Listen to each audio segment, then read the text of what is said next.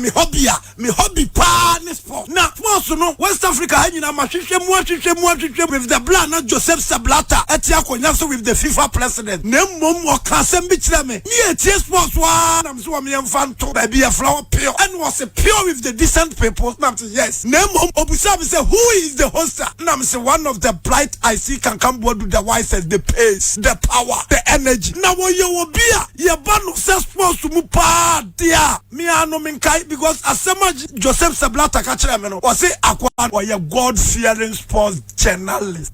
Master, yeah, about Chroma and no. Yeah, this sports presenters are Nancy.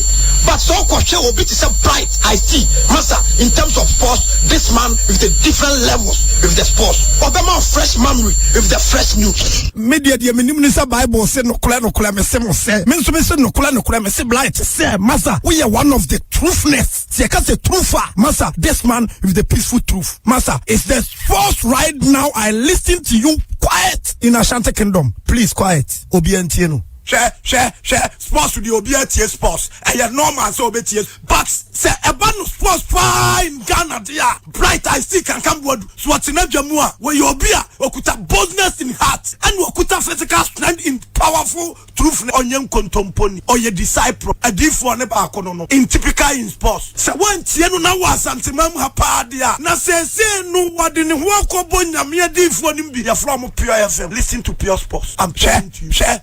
So we nipa now tia santimam ha na se nyankopon na bo de a tie na asundwem ye fla bibi 95.7 wo mu tisho ni so no awurade na nyankopon ye fla bibi ahofama any God fearing ase che se nyamesuro so ko hwe obi a wotena dwa ya wo ye no kwafo ya ye fla ne chamo bright I see o ye nipa bia in sports de o ye factual in fact na mom de ya na me hu na me ho popo pa no ayi obi a fla pema asem na mom abiga na wono nso ka ho no hwe wo ba wo ye producer na ne abie ne bibi to say Bible musu sohana pe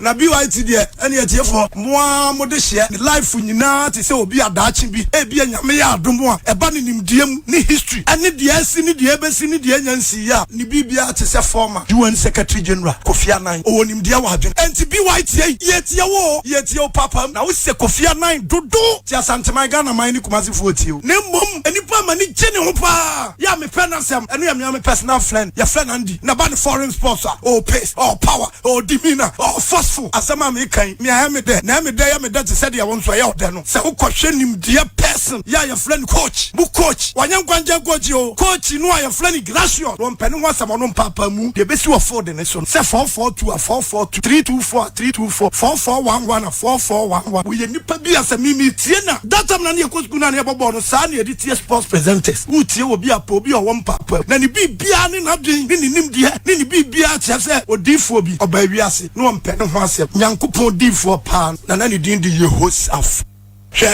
me mpanimfo na namu na Kufuado dankwa wa me best friend me na me ka kire wo nanado office na ayoklo nanado ra office ana me nsoma ra office me ra office ewo ba bia me nya Ghana ha na me ra me office o me ra me office wa ni mo nyam ni nimdiem nanado de obeba no office flat staff out fine normal perfect but me mom no me wo Johannesburg in South Africa na me so me ra me office nanado timi chief mfla me say about 9 o'clock o Ghana kobo 10 entimi nya madwin say me de mafidie no betopio nanado me da na the omni says a pure sponsor there a titru netio and timpacha wo antie pure sponsor e be day na nyame agye wo nso pese wo ko nyame nche tie pure sports na pure sports and sempa ani nimde ani nyansa pure sports emu odewu Pure FM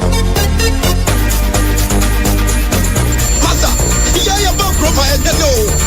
Yeah, this sports presenters are Nancy. But so question will be okay, Obi tries at say Obi Chairman Kankam na bibia da din ya me adon chairman ya da amiase yes Mahomes wajo next level yes next level weekend yes but we no ensusu ya da na de anim ne Monday de anim say we no ye be so bibi mu ye energy for the weekend next level no so bibi mu akra bi kakra usi okra na dia so because weekend no mu bedding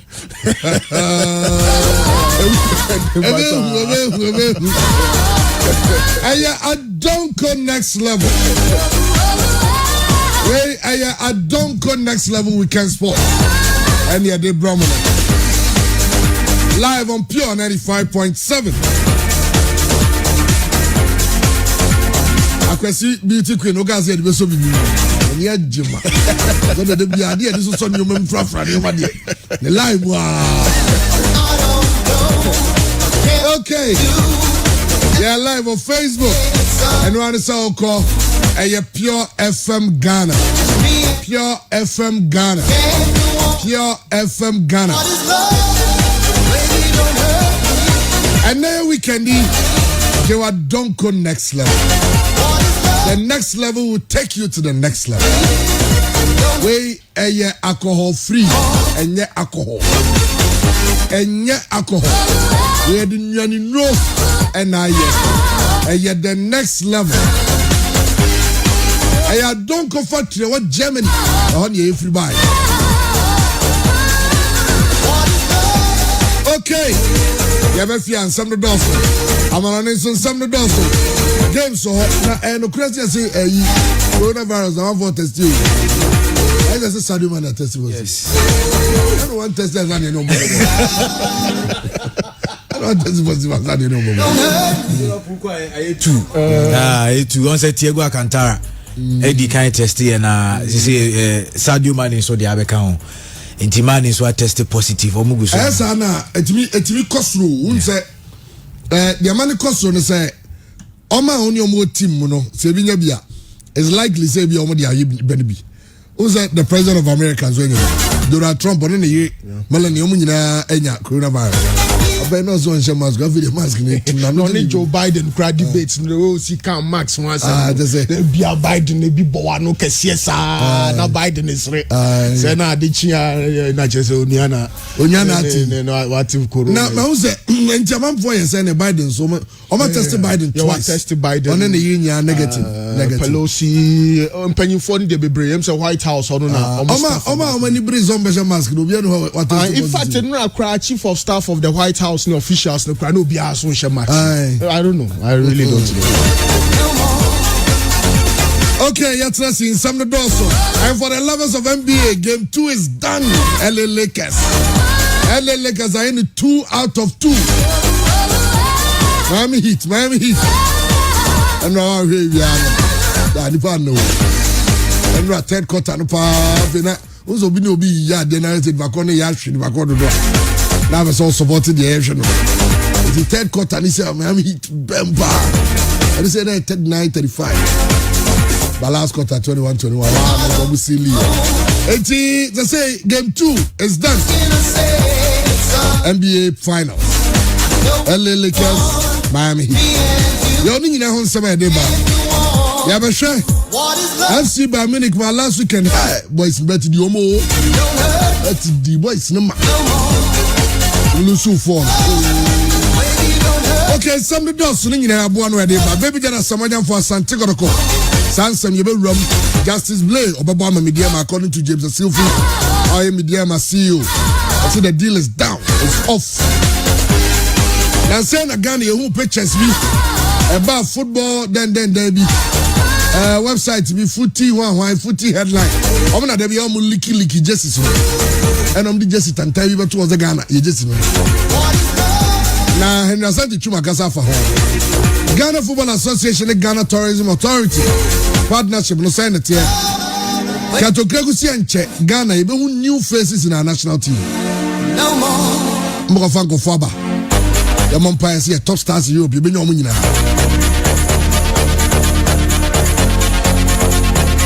And then you support her. You support him. Asante Ghana as gold. I'm going to represent Africa. You have shown so handsome. House of Folk coach Eduardo Dum. I say House of Folk Bejili. Yeah, they ba ejumadi so. Answer no Obi. Yenye roko no. Fantastic. Na ye roko no so ne kai say Ashton Rantier no. Yeah, beba. Okay. And Ashton Rantier no beba. Okay. Issue efa Kunadu Yabon Park no. Okay. Rantier no so mo. Okay. But chama mira ho kakra.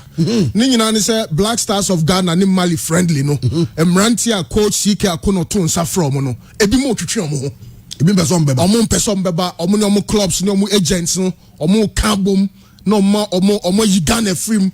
Esan say bisro say otu kwan na okonya corona no no ba ne club a ye be quarantine 2 weeks ye quarantine 2 weeks obeba no na obi age ne position no nti omo Holland any other notable clubs no we no say ye frau na wa ma na next call up udia me piemu a na wa omo ni omo agents any omo football clubs ni collaborate say international day or minor to South France say be some minor in fact national teams na abo mo a amadru pempenso amadru no edru mewe a ma sheda say mo yare o kai say Michael Essien ye bi na say wo no ye kobo na oninam ne ehu say wo ye training e wo club ho now the basa now wo injury into went to me anko team no Turkey or anko bo game against Malia the next call up in the Black Stars with dear memoir now one kasawa will say one way you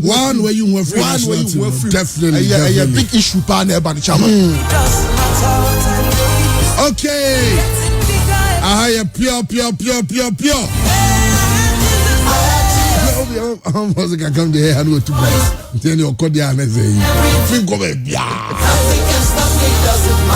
One solid year, no trouble. Do that over there. Our boka. Every day, the moon you be from.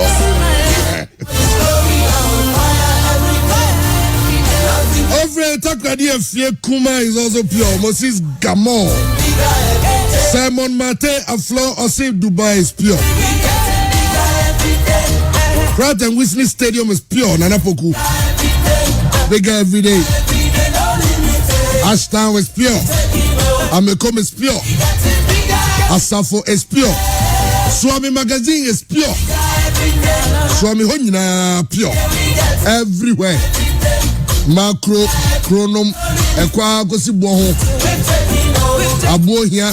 Barakese is purely pure. Chronom Barrier pure. And here Jafta. Mampong Garages, Anthony Yabu say why pure. Kindi Junior's BKB fire. Manchester, okay. Connecticut, okay, it's pure. Our boy Rich is Obi, you need to drop out today on the screen. Us remember Dominic Calvin Louis to score and yes, constant. Okay, Germantown MD is pure. China is pure. James are not changed. Babinski. Nana Kofi Abuasi Amsterdam is pure. Brema is pure. Boy Richie Abuasi is pure. JC Cat Afro Quanta is pure. Nana Kofi Abuasi Idiasi New Side is pure. Oxford is pure. And no air Kwabna Apia Kubi. Richard Adamba Kuwait is pure. James Anochi is the OB Trice aka absolutely is pure. Nana Chekisi I say Abu Dhabi is pure. And he na pure Miehu and then us Reba. Oh, come say Kankam there no Kondi. I'm the head of a Kondi. Young boy 1 year solid. I say that's why no problem, eh? Oh, Nanu never saw you now sorry now. Hey! Nana Pokusi BKB a guy, thanks so much. China Natural Hospital is pure at Tambila. Hereford, India, okay. I see UK is pure. Italy, Toronto is pure. Fire greetings to Obi. And here Matthias Tremen. Falco Jones Stuttgart is pure. Babi Biavoko there. Larry T. Castamba. I said Dresden is pure. I hear they say Akuzi is pure. Upon Techi, Akuzi, I want for sure. Oh, that is all. Join. Okay, courage. Ozzy UA is pure. Saudi Arabia is pure. Hard. Rhino. Newark, New Jersey is pure. Kofi DJ Jace. Kofi Dr. Jace. Born again in T. Samuel Petro. I'm purely pure myself. Anya Kwanta is pure. Ochri Joshua. Derek Kobna support. Was it Toulouse, France is pure? Okay, I go farm on an instant. Okay. You have trust. Okay. Now him say, and then so Foster Kankam Boadu Junior birthday. And then Foster birthday. Foster is 6 years today. We know who we are.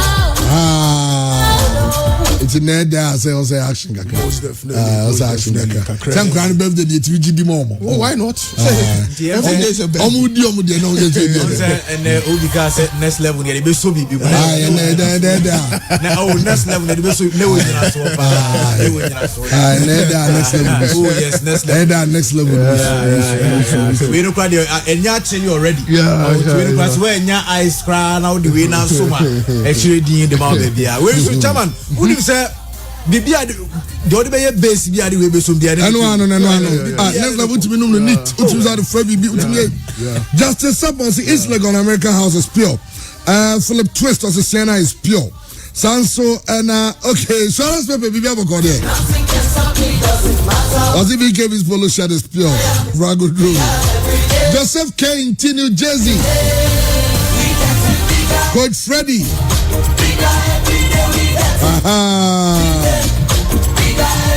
What is it? A Pokebonsi is pure. Hey, Philip Twist the whole thing. Manchester is pure. Siabonka non vete skido. Who skido? You never got me. I'm skido or wasafo. Is it damn on Chada Nyadi? Is it on Nyadi? She has no more. IPT is pure. Cosmos. And Sawam is pure. Nana Kwame and San. Trento Italy is pure. And here James Brown. And the Scottish Bassa is pure. Darlington Daniels. Australia Perth is pure. Sorry, Justice. I say Czech Republic is pure. Okay. I say bien pure. Over Kwaiswa. C'est Patase, Santase. Oh, Epre. Enyinam. Iceman ho nyina ye pure. Banchma High Street so nyina ye pure. Sempa Kashito Enterprise. Oma biemo. Oh, ye pure. Central Market is pure. Na please to do business. I do business. So do first line say ya. Race course. Malcolm anymore. Oh, Malcolm anymore. Oh, pure. West Brown mo hono. Ah, pure. Labi phones mu nyina ho nyina pure. Are you ready? Are you ready? For the thousands in attendance and the millions watching around the world, ladies and gentlemen, let's get ready to rumble!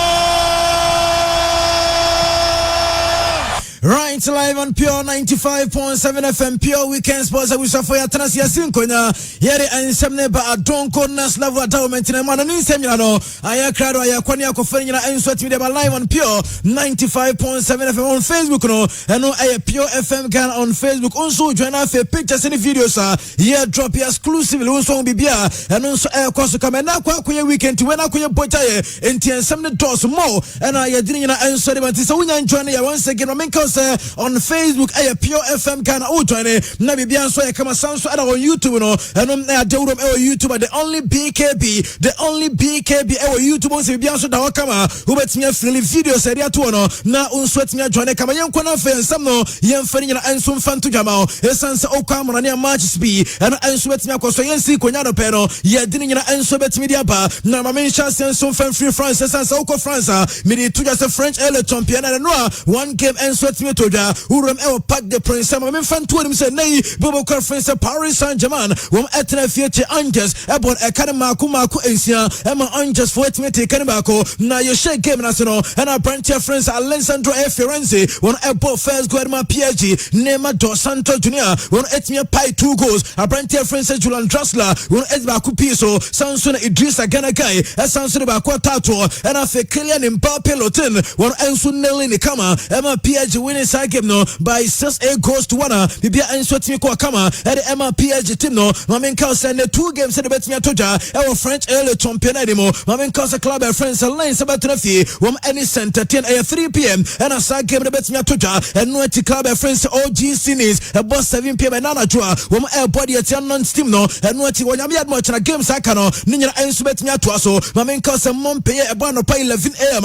wom e tenafi any names Olympic and sweat media pempem so and no ti Geraldine de Bordeaux e body at Dion Brest betimi ni Monaco Met e body at Laurent Strasbourg e betimi ni Lille Star Reims enso betimi and I say Reni team no wom any Reims enso betimi pempem so and no ti Olympic Lionel watena 7 p.m. betimi any Olympic Marseille enso dia pempem so ni nyina e games ha kopiemo e French early champion ni nyina no e to ya de sansem no yet emamo enso ye show no so ye free France ni kopiem e Germany e sans okwa German Bundesliga ni ma games enso be cross over the weekend na maminka said no ba kokra enso team from Union Berlin Chibobo conference and Menso 5 e tana kara ba ko mienu miensa anai e ma Menso 5 for ntimiante and the games e ba so no doso na e shasia 1:30 p.m. Bobo conference FC Cologne wom e trafini Borussia Mönchengladbach e betimi dia pempem so Dortmund enso betra Signal Iduna e body at Freiburg and Frankfurt betrafi wom e TSG Hoffenheim Samsung VfB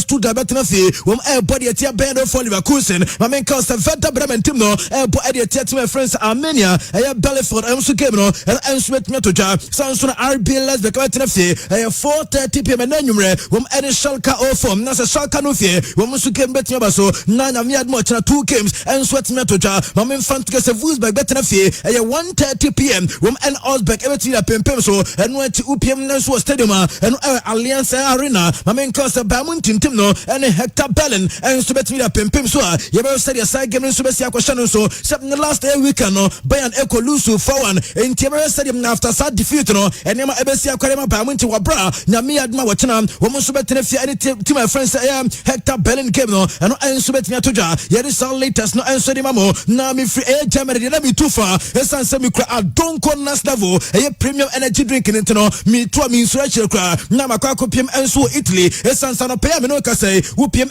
anima mama infant to just games no so tosom na e pass Italy na eno Fiorentina tenafie e ma Sampdoria between 2-1 and the games are by 1 o'clock p.m. Sassuolo Calcio betenafie wom any Croton betin dia pempem so January no so na se community Bobo conference Torino etimia de boy namum because of coronavirus we ko club friends January wom players na face staff no maku June 14 wom nyina test positive in the week no into sa game no 24 etimia postpone this match no na Odunisu Calcio betenafie wom any AS from 6:45 and a side game no so na fenyame admo datna game saka enso etimia to so ebo anopa 10:30 am mamen cause Atlanta betenafie wom any Cagliari Calcio and what Benevento na body etia Bologna Lazio 1 p.m. wom any Inter Milan game no so Sansuna Parma Calcio betenafie wom any Hellas Verona AC Milan and Spezia and 4 o'clock p.m. wachana and a side game no so baso na fe big one and so ba cause Allianz Stadium bra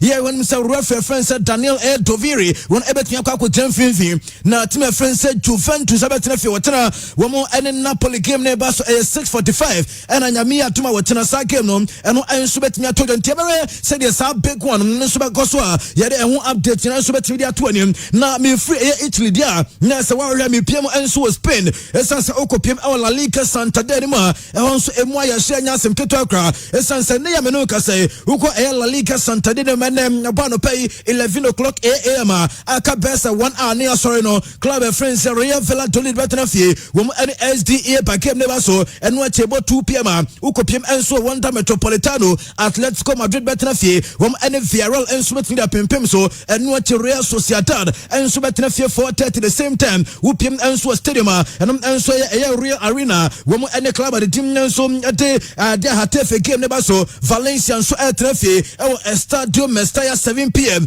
Wom body at Real Betis and Tebera de Sagem no and Enso Esiako na Fenyami Atma Sunday Mamenka anopa 10 o'clock no Osasuna Ebetrefi wom any sort of Vigo woman so much in Betinabaso Deportivo Alaves Trefi any Athletic Bilbao and watch Levante body at Real Madrid Rochina 2 p.m. in a Madrid game no and Enso Etnia Toja Mamenka club and friends Charles Betrefi wom any Granada betting their bunny and watch Sevilla Gopemo Estadio di Camp Nou Barca Betrefi any Sevilla game no and also Betinabaso in Timamin Fantum Branch friends Ivan Rakitic after 7 on suspended 6 years our club and friends Barca was called back to a Roman Sunset Pezuano Nyami Atuma watching a Rakitic Ebesan Swapimo our Camp Nou wa brought only the club and friends Sevilla na omni Barca game no sweat me tota in Tisa game no Yeba monitor na for latest Ebano ya dinina and sweating their bread here for na ye free Spain pe na ya diani HM and so England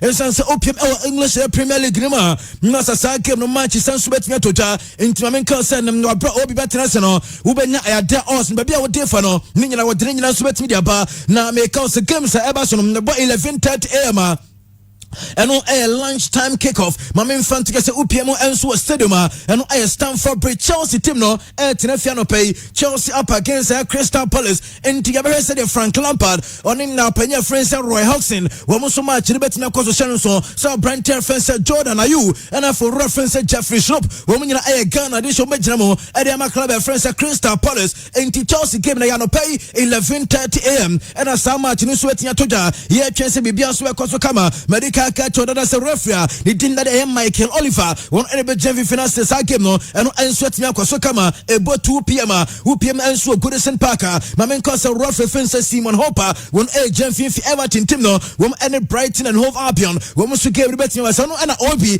Edika told about Sabranta your friends Dominic Aircover Louis Eltia one also betting your payat and 2 p.m. and a sa game no and so betting your toja and what you about 4:30 mamen cause a club of friends Leeds United UPML Lent El Rota mamen fan to so many Manchester City game no bus referee Mike Dean and I'm petting fighting upon the sa game no one soon kwatwa yirumkama and what UPML St James's Parker Newcastle United betnafie one any Burnley game neighbor so referee David Cote na betnafie na bibia so tia kwaso kama na fenyami admo chena game sa kan about to pa by 11 o'clock woko Ken Power Stadium mamen cause Leicester City and West Ham United one so much na baso referee friends Andrew Medley one and penfourth upon so onkoe na bibia kwaso kama Samson at the same time no woko St Mary Stadium Southampton na betnafie one and West Bromwich Albion game neighbor so referee Chris Calvanaugh and penfourth upon about 1 p.m. chena Arsenal and so betna Emirates Stadium na Arsenal body at Sheffield United referee Lee Mason one ebe Jeff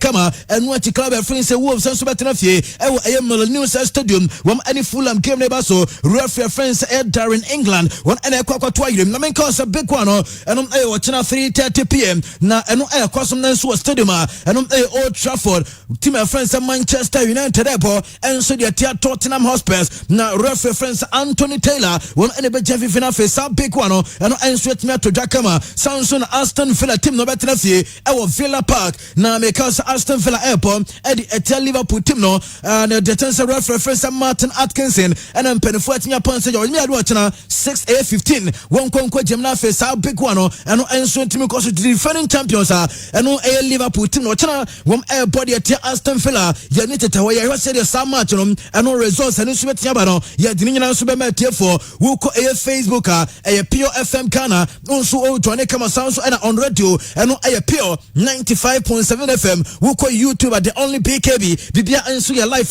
who bet me join ne kama yam fan some more enso enfan to jamal na the tense UPM our club friends Barca the tense opinion friends Jose Maria Bartomeu on some medical the amount the weeks up opinion one done the board members no more anymore so and they said the name still condemn also mun so to resign essence of vote of no confidence no as a denimu kwakoyete na dem say can say by Monday or Tuesday one more said the name ni siko na fa de validate that's a validation no one more just signatures no kosora one more say resign and some put and for crab sepia one eba be to ma de so reporter me say can say by Monday and also Tuesday or reference Bartholomew and the board no woman so ba resign from Air Barca and I update am say can me sad news na enso de mamo na me part bad news for Liverpool after sa brand reference Thiago Alcantara wono tested na positive for air COVID-19 so uko screen so ya the brand reference Sadio Mane picture na de to so na one breaking news if Liverpool so by no anato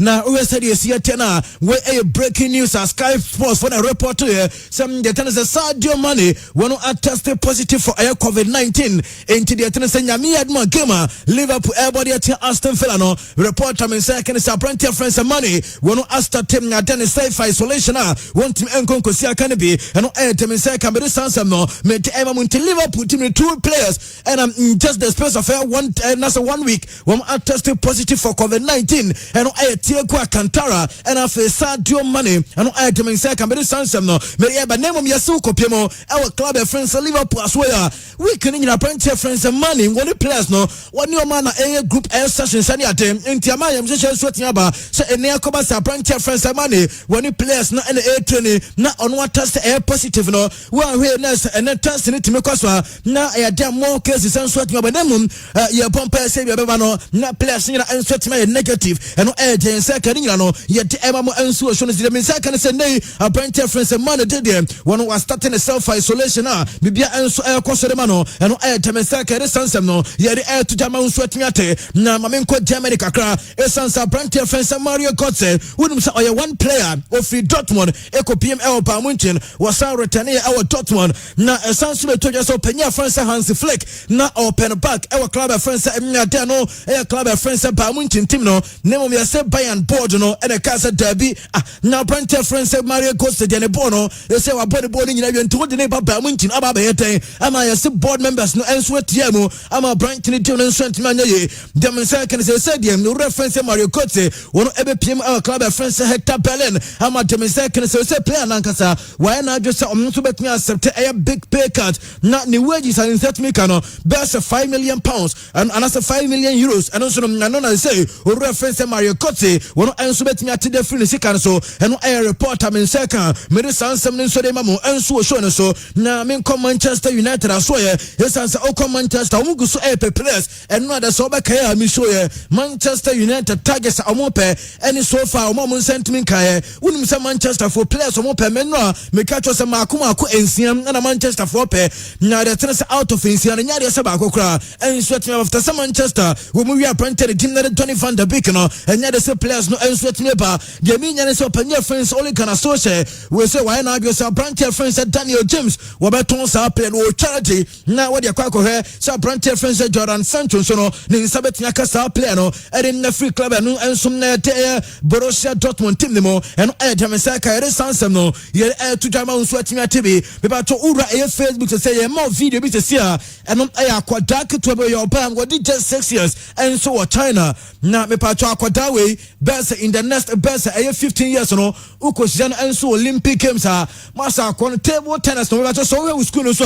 obehu akwada just 6 years of China na said akwada no si table tennis no master only penny na ebo na penny the shot left na akwada no said in speed this year no akwada yaba what the shot right no yaba the semi na akwada no renew asa den so yaba na already said akwada no when was your so part ni ma utun sa akwada ba ka so say nye ukosia no enso our Olympic games next what chinkofo na o chima kwade yo mo be ho a already said akwada keto pa enfiensi akwada o na yes and one say osanso yoba na already said you see so part ni mo na o si bat ni ate o bona twanya ni mo na utun sa pa we entakwa o Roman so Olympic games aye den gold medal ono so betumi atene kama enti sa ukwa ya screen so a obetumi enjoy akwada ni video just 6 years and ono so na dia table tennis no wo shane kama enti akwada we de masa nya sem keto akwada na already said ate no wom ade far end no adimreka no akwa yaba omo fan tonten eya no asa bat de so ni ate enti akwada ne dem na sa ye guso monitor no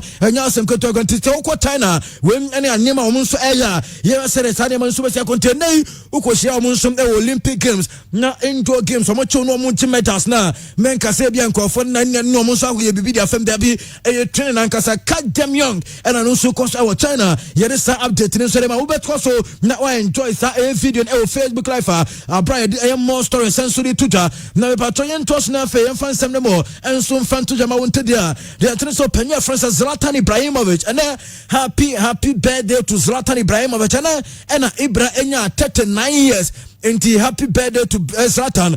Na unim sa Zlatan 39th birthday na no. Still or as I was self isolation. Na Zlatan up posted pic and as a video be and so I want a Twitter handle now here. Said the Zlatan city and to sa kwa dia Belma pa. Na no Zlatan Ibrahimovic and our screen so no. Na me patcho gym and workout kakra. Na the thing say post to sa video we no.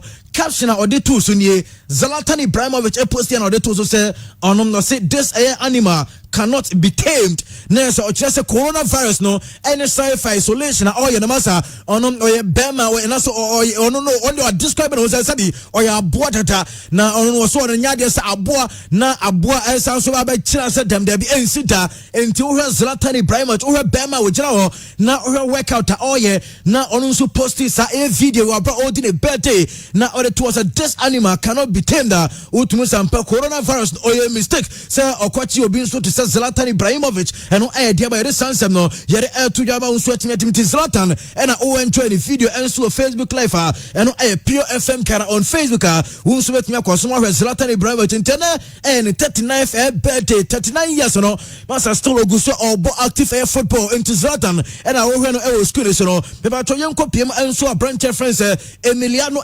Martinez wono ukpiem enso club friends Arsenal no goalkeeper and the Arsenal team no na Arsenal for de ma Aston Villa na de tennis goalkeeper anya national call up ya Argentina enti sa wo Facebook live abo hu branch your friends Emiliano Martinez woni Lionel Messi a wo Argentina jersey na branch friends Emiliano Martinez abra woni so nya national call up Argentina no eno de abetu de say dan no mo koshia wono no de koba de sa branch friends Lionel Messi woni Messi betwa picture essence for the first time and ono goalkeeper no also branch friends Lionel Messi enti oni Messi betwa picture na also picture na oni Messi no woncha emfa mo no wo twa de ama na busa de tosme no wo sanso echa de ama na ba bema te de be ya dabi ne ba ni nyina wono so de ba kyerɛ sampa one day bi no na sa wo be ka kyerɛ no ba sɛ wono edrumre bi na oni the best of all enso timi sia kan enti oni Leo Messi ya den a picture ne de eno nso betimi aba so eno goalkeeper friends Emiliano Martinez and this sansem no so di tucha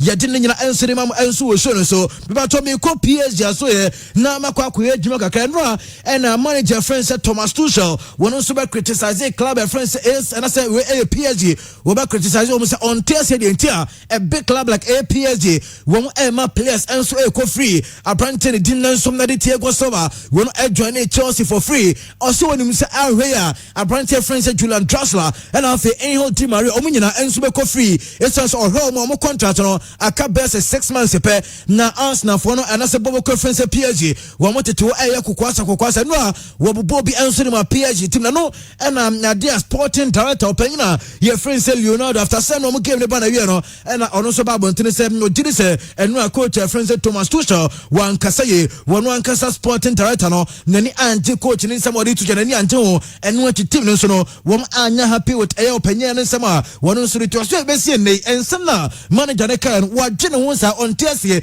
wonim asempati na manager friend say Thomas Tuchel wo person ka do say ezo team na e ma no kwa ka sansensem no e no air reporter me say ka be sansem no me de air to jama unso atinya tv be ba cho Murphy opinion friends Arsene Wenger na no pe Wenger so yi ba akodi ato be ba cho yen hwe Arsene Wenger picture no e wo Facebook live abra na oye adwuma so dem Arsenal team na wey announce Arsenal ne Manchester United wa bra wo mo kopiem e wo Old Trafford into Wenger and I wo hwe na picture e wo screen na Wenger sem odi ato yoni unim say Mr. Wenger sem na bra o free Arsenal no Manchester United for the offer by name on country winner Manchester for the offer by Osino Kre Manchester United for the offer by Senka ono aso Venka omeya 20 Arsenal for na motuo 18 attempts on kono so koya na Manchester for so the offer so aba se omra meya dwuma sabre no o se okọ France so na se France national team no wo mo so twene tin eno ansmo panya France aso Venka wono so dia to get sansem no yet mamo enso wo dwuma de ne so na be pa cho opiem e Tottenham Hotspur bobo konima mama in front to yes panya France Mauricio Pochettino I say why disappointed in the real France Daniel Levy esanse o se o spent close to 517 days openya friend said Daniel Levy anto a single player and farmer no Jose Moreno Baye players no twa no to wakwakoto Brentford the friend said Matt Doherty wakoto ne diaba Samson na Brentford akwa friend said na APL Emil Hosberg wakoto ne diaba enwa we must complete another sign of ato yenra Brentford friend said Carlos A Vinicius go free Benfica team no adjoin club friend said na there Tottenham Hotspur we am jersey number 45 enti ha wo screen so no ya Brentford ni tin so e Carlos A Vinicius oil striker wo be backup enso dem Brentford ni tin edem enso de Hurricane jersey number 45 and de amano eno na Mauricio Pochettino etrema as Daniel Levy enyina ntini ye essence abra no ho no as opanyino na on tanto players na unim so beto players say na one to players and so am fam do koye to na o to enso de papa friend say Jose entim na no iron small be opanyina etin enso de Mauricio Pochettino wono enso de ato ye de sansa no ye de emamo enso wo show after say UEFA Champions League air drone enso ba ye no mama infantry say Barca team never told me adma this man Barca so be she esan say classico no this month na Barca ebe Real Madrid and 25th of October when him said just after that game no 3 days later Barca any Juventus and so Italy sa game no Barcelona supporters no after some El Clasico 3 days later no Barca ebe travel ako Italy ako Juventus and team no and dem say kamede sansem no medi emamo enso show no so Manchester United for Jadon Sancho ure Manchester supporter na o GDM say bia Brentford friends Sancho wono enso the transfer request enso be kwa dem say kan say bone de onye na atweta say ene onu ankasa be force the way out of Dortmund Boboko na no reporter min say ka ire sansem no ye to the Oko Barca team no ma technical secretary friends Raymond Plains papa no anya confirm the man say no credit say omo Barca team and Manchester United din komo for Brentford friends Ousmane Dembele o say sade ni ensita eno dem say ka Real Madrid so ballroom na Madrid ballroom Arsenal for to ya kokwasa dem say kan say Brentford friends so some owa ya say Madrid for no so team ballroom 10 times so mkwakwe say Brentford no so say betimi aka na fe midfield no wono so ba begino kamesa say ente na openya dinga so ade Luka Modric ono so eko enti o say owura friends so some owa wono enso apiem Madrid na bibia enso kama beda so Madrid Brentford friends Eden Hazard Eden Hazard any picture enso Facebook say na the ten say Hazard say un said hu ade poti eno so ato Brentford friends Eden Hazard unim say since or every Madrid team no no wa pick 6 injuries ma kuma ko ensia na Hazard enso timi apeke na report am say kan say wa miss best 200 days na 200 days ani nyina no so tia attention no 27 matches and Brentford your friends Eden Hazard Madrid enso edisi kakase kwato from Chelsea no wono enso timi miss 27 games into Hazard and injuries na ba ko nie na ono so dafuma wa finish ntia no Brentford friends Eden Hazard in summer ye de emamo enso dwede so good news for Liverpool and it's a nyame mo chira game na Barcelona captain your friend is Jordan Henderson ono so benya journey ne squad na fe bibia so tema kama wa bra sa big match na so atoja Villa Park nyame adma Jordan Henderson ono so ebe joining teammates na fe sa game no eno enso etimi atoja the things how Manchester United captain friends Harry Maguire see mfonke said ye wono any senior man enkwada omo etimi wono na support omo na ebo omo in terms of social media abuse ene o see in China Brentford friends Mason Greenwood ni issue enso etimi ba na insema enkofo church or enso social media no oso no na no so elfa support o church Brentford friends Mason Greenwood acquire obefa na face side enyen so enso ne so eno Brentford friends Harry Maguire eno re sansem to the two jape ena United supporters na wo kra wo kasa no masa o nsem bebrebe wakwa bru police ni ama onso no ade social media trouble wa ne ade edru ba bi kra no na ebi mo senke ento captain Samba na fem frusem ene oba bonten wo se wo ena oboa team na nkwada no enso wetu nso masa onya sansem na okay no na oboa eno ayedimi seka yere sansem no nso mamu e wo show no sa ha pure 95.7 FM pure weekend sports no and I wish for wasugu so with the chairman Kankam Boadu anya trase sanso and OB Trust Christian wo munyana trase commentator don't call next level no masa and ma family dey kuda no next level enya sem keto akra premium energy drink no but na weekend we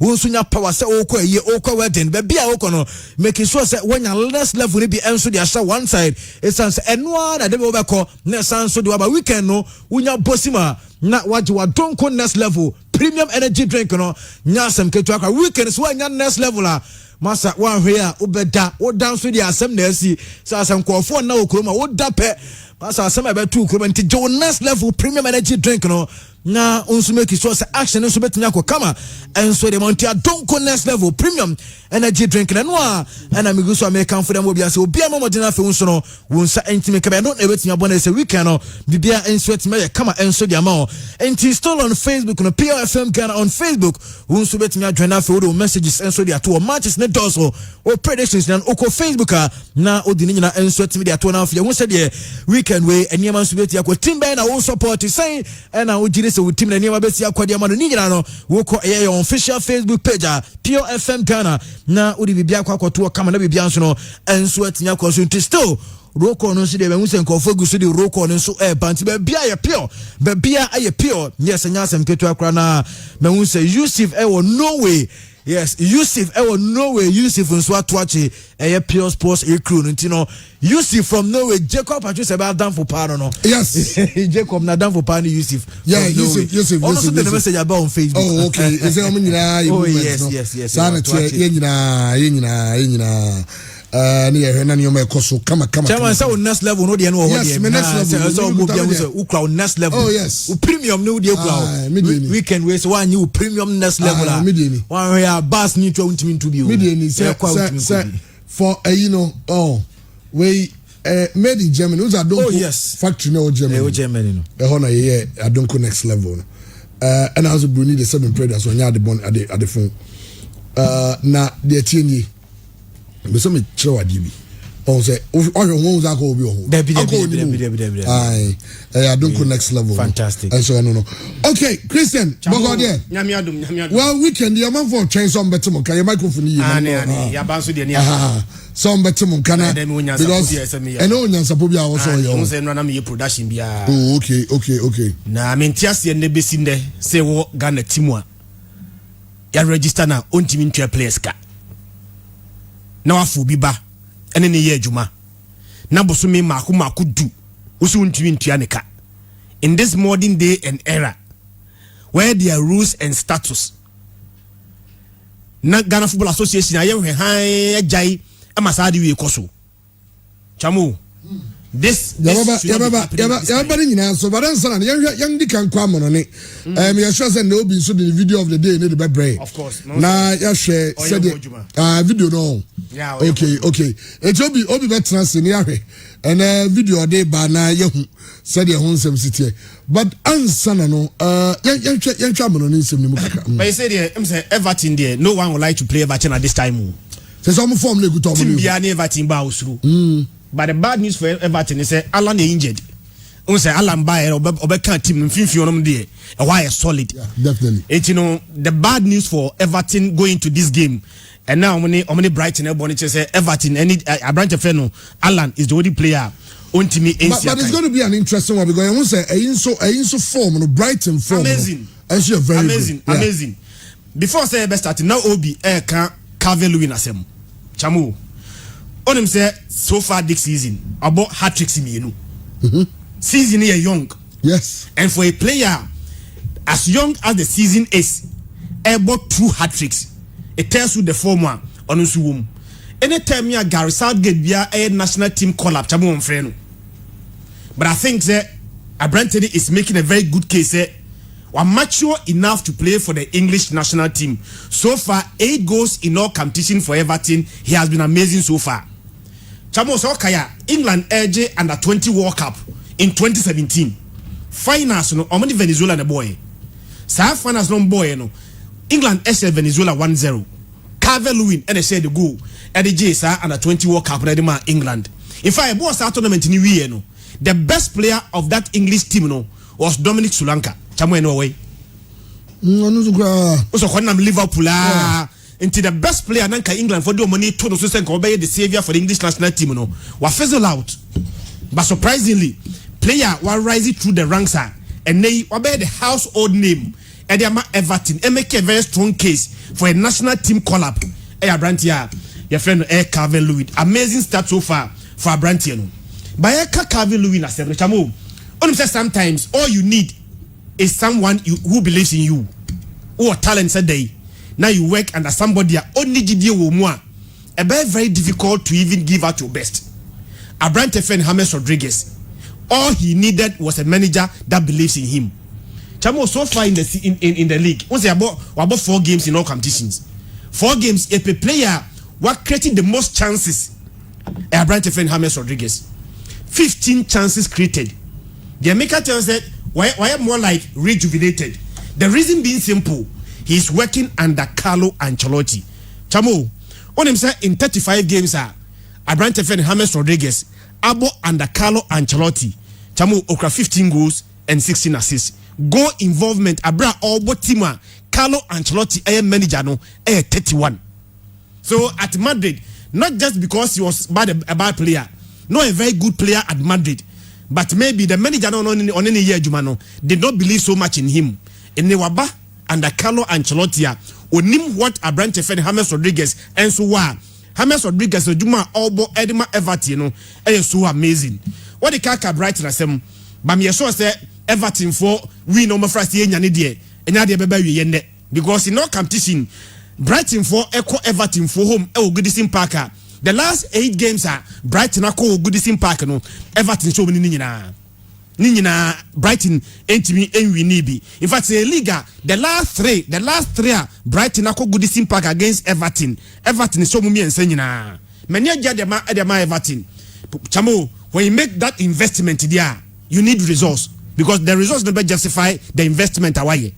Yes, 30 season 6 games are Everton about this season. They've won all of them.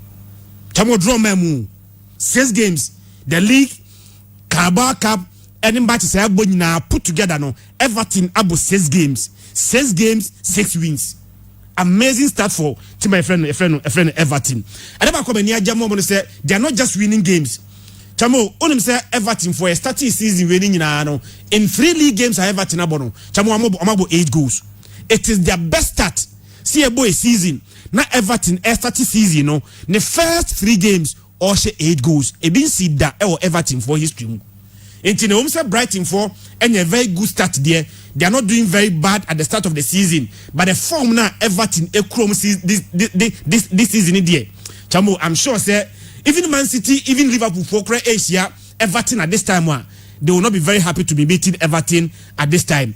Na chamo osha statistics no kwana it will deceive you. Show mu game no. Your be friend sequence of play. So be timi about 10 or more passes abra opponent 9 can be.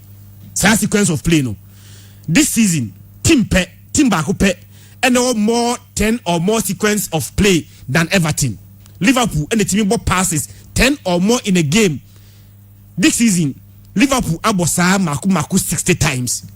Team or twice or sequence of play 10 or more passes opponent 9 and came in Chamu Everton 59 10 or more sequence of passes for Everton. They've been amazing. I'm looking for a set the way start for this season here against Brighton at Goodison Park. Chamu a very difficult say Brighton beat me a stop you. Ademanya Jama Brighton is a Brighton the team on the bar. They play a lot of short today pa. So far this season almost shot per game 14.7 shot per game. Nti team about shot more. A branch friend no Neil Mopey. Chamo Neil Mopey so on Calvin Lewin no. Said the Everton for our Calvin Lewin no. Brighton for our Neil Mopey. Neil Mopey started season no. We had top scorers now. Jimmy Vardy was 5 goals. Calvin Lewin was 5 goals. But Neil Mopey and so I said 3 goals and also an amazing start for this season. It's a very very interesting game. But Everton in their form at home against Brighton the Chamu. Everton Besheminu. Ebiana Brighton had the crown team back. So 2-1. I'm 2-1 Everton. For Everton. Okay. Game back Chamu. I'm not sure say you miss. Obi will not miss. I will not miss. Leeds versus Man City. Because of course, you said the Leeds stretching Liverpool, the champions. And 2 coaches they pay attention to details. Pep Guardiola and Marcelo Bielsa. And of course, Pep Guardiola boy against one of the idols. The two coaches also he learned a lot of things from Marcelo Bielsa. The two coaches mutual respect for each other. Ubia respected the other coach. One thing very common for Leeds United, I said they run. When you are playing against Leeds United, they run. Chamo, I never call Leeds can say they need to be a bit disciplined. Season for a newly promoted size. So about league now the first 3 games chamo we need 2. That is not bad. Leeds United about league we about 3 games. 3 games now abono. Leeds a minimum yenu. That isn't such a bad start. Chamo again. Leeds United start na wanyano. Was 8 goals. Ebin see that. Say a newly promoted side team about championship. Wonya promotion into the Premier League. Oba the first 3 games no I say 8 goals. It is the first time a newly promoted side into the Premier League I say 8 goals in the first 3 matches. It leads a very wonderful start. Adeka crack can say how disciplined they will be at the back because untimi say 8 goals now consider 7 goal difference of +1. That is not a starter. Or everybody will be expected from a team which is coached by Marcelo Bielsa. But medical can say a lot of respect for the 2 managers. But Leeds United were brand to be your friend Patrick Bamford. 3 goals. I never come near Jama Marcelo Bielsa and say Marcelo Bielsa will take a player and work on the player. A brand to friend Patrick Bamford was 3 goals. On himself about a lot of teams. About Crystal Palace, about Norwich, about Burnley, about Middlesbrough. In 27 games for all these teams, Chamu was just one goal. You are talking about player about 27 games for Crystal Palace, for Norwich, for Burnley, for Middlesbrough, or she 1 goal. And the Leeds United and the Marcelo Bielsa in 3 games, he had 3 goals. That is massive improvement. Yeah. It is the Leeds United look at Bayern friend Patrick Bamford and Kevin Phillips. Kevin Phillips has created chances more than any other player in the league so far. 9 chances created. It me assure say Man City will need to react. Say Man City game no tenefie Emma Leicester be shed by 5 goals to 2. The last time before say Man City against Leicester City no. Now previous 11 games no consider 5. The previous 11 games no consider 5. Okay. But against Leicester in 1 game, now City consider 5. They will need to react. City to buff no react here. Why you very careful? And perform the baba begusu no. And that's some good. It is going to be an interesting one. Me I'm sure me kai. Overcall for saying. Also, most teams Emma City so much respect. No one City back. But I'm not sure say Leeds United will sit back. Now the only Liverpool go and sit back. And who know because City is what say when you attack them they don't feel very comfortable. Last season Norwich you will be. Okay, how many Norwich? Norwich was so daring. Almost 3-1. Almost 4. I think it was 4-3. Oh, 4-3. Okay. Norwich was so daring. Said let's attack them. But once you are so daring attacking them, why are you be leaving spaces behind that? So why are you very careful? That's what capitalize here. Chamo they will punish you. Me sure say going to this game as angry as Man City is. Leeds will try to do their best, but Man City will cause them problem. Leeds special go right now. It's a 3-1 win for Man City. 3-1 win for Man City. Bibian sign. Okay, Bibian sign or Chelsea home. Bibian sign or Chelsea home. Last season our main problem was how our Chelsea conceded goals. Check the Premier League table. Chelsea has 6. I conceded 6. Nothing has changed. Goal difference of 0. So Chelsea, they'll be about. They say they have a goalkeeping problem, and of course they have a defensive problem. Lampard, yeah. Lampard, okay, also bench well near Iba. On it, Tego Silva. I'm saying it's so far in the season. Chelsea last season the same thing. They were scoring a lot of goals, but they were conceding. Can you imagine? Say yesterday season, now Chelsea goal difference 0. Even the Crystal Palace on any bono. Crystal Palace as a 5. I consider 3. Goal difference of +2. Chelsea say go stay Crystal Palace. But the reason that Crystal Palace goal difference +2 is say Crystal Palace has considered less. The Chelsea there, no share. But I'm very happy to say ABN bench will be making the first start. Yeah. And Edouard Mendy probably will start in the first Premier League game for Chelsea. Adebakwa having such a move last season errors Chelsea a result in goals at Chelsea consider were 3 direct errors.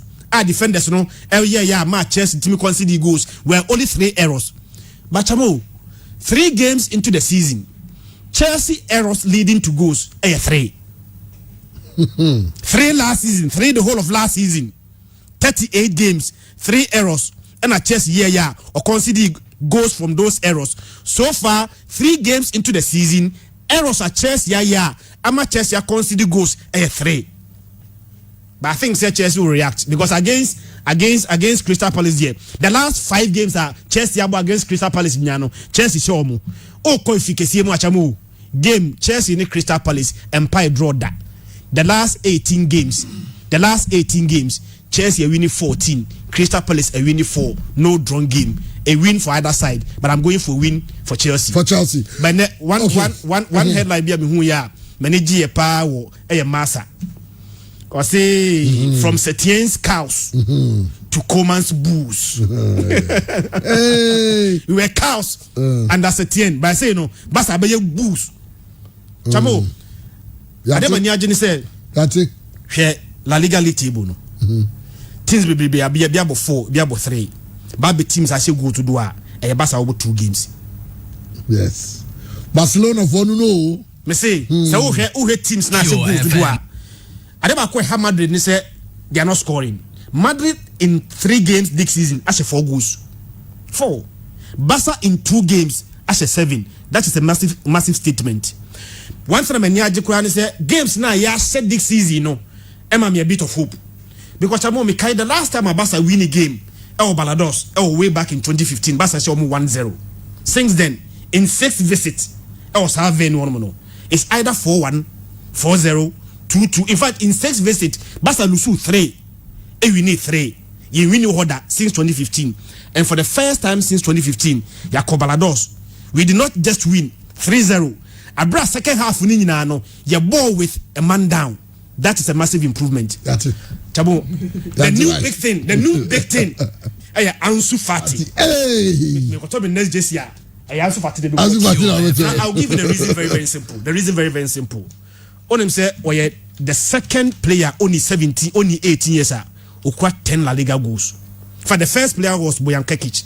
Bojan Kekic had 10 goals for only 17 years. And Ansu Fati is less than 10 years. Less than 18 years. Bukra, how many goals? La Liga goals 10. Even the greatest, in my own estimation, the greatest footballer of all time is Leo Messi.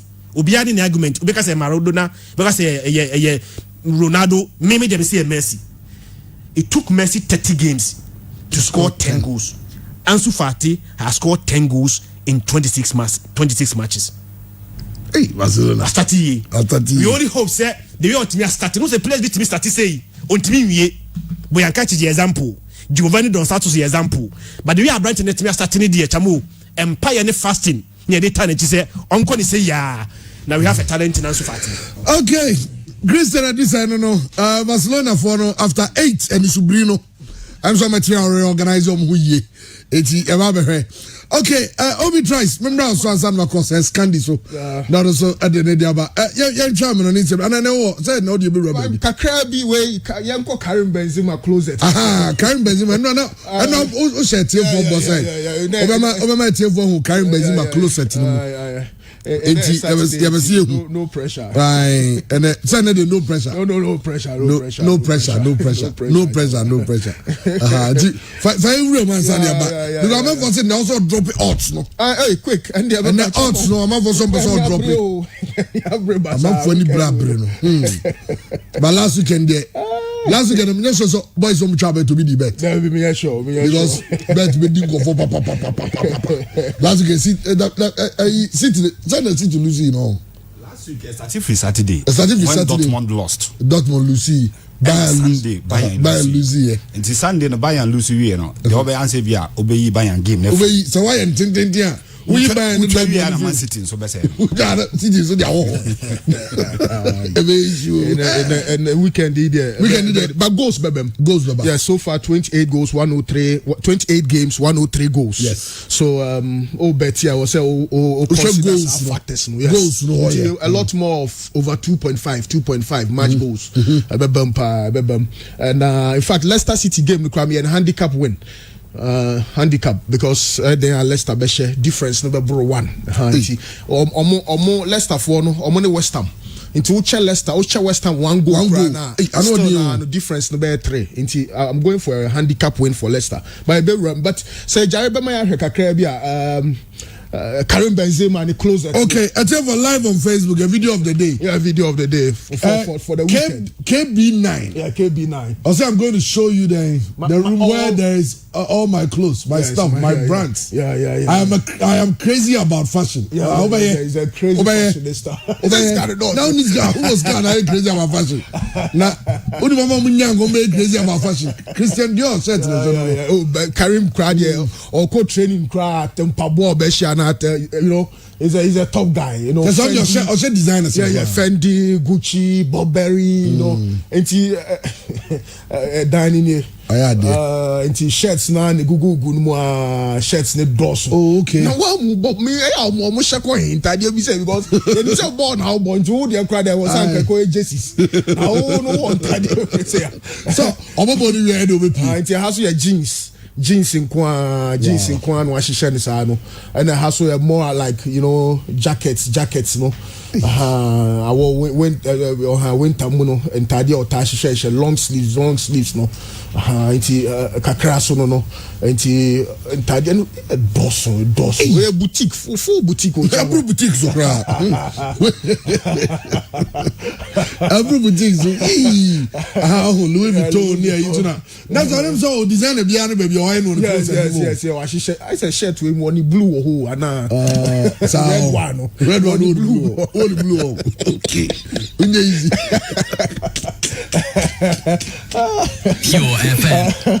It's your shiguswa just entire and doso Karim your tough said this one of the one who perfumes no perfumes say Google chain crown perfumes one was line yeah no so about Real Madrid about Real Madrid and then the belts belts na ya belts no or trade drop belts in guano no belts on the body so the budget in more so the na belts ye can the watch into the bags so no traveling bags in kakra Louis Vuitton ten kakra na just say no na Google from nyafe na into your coach training I know and I into yen cost sneakers so or the sneakers or the sneakers be try Karim Benzema KB9 perfumes no grade o my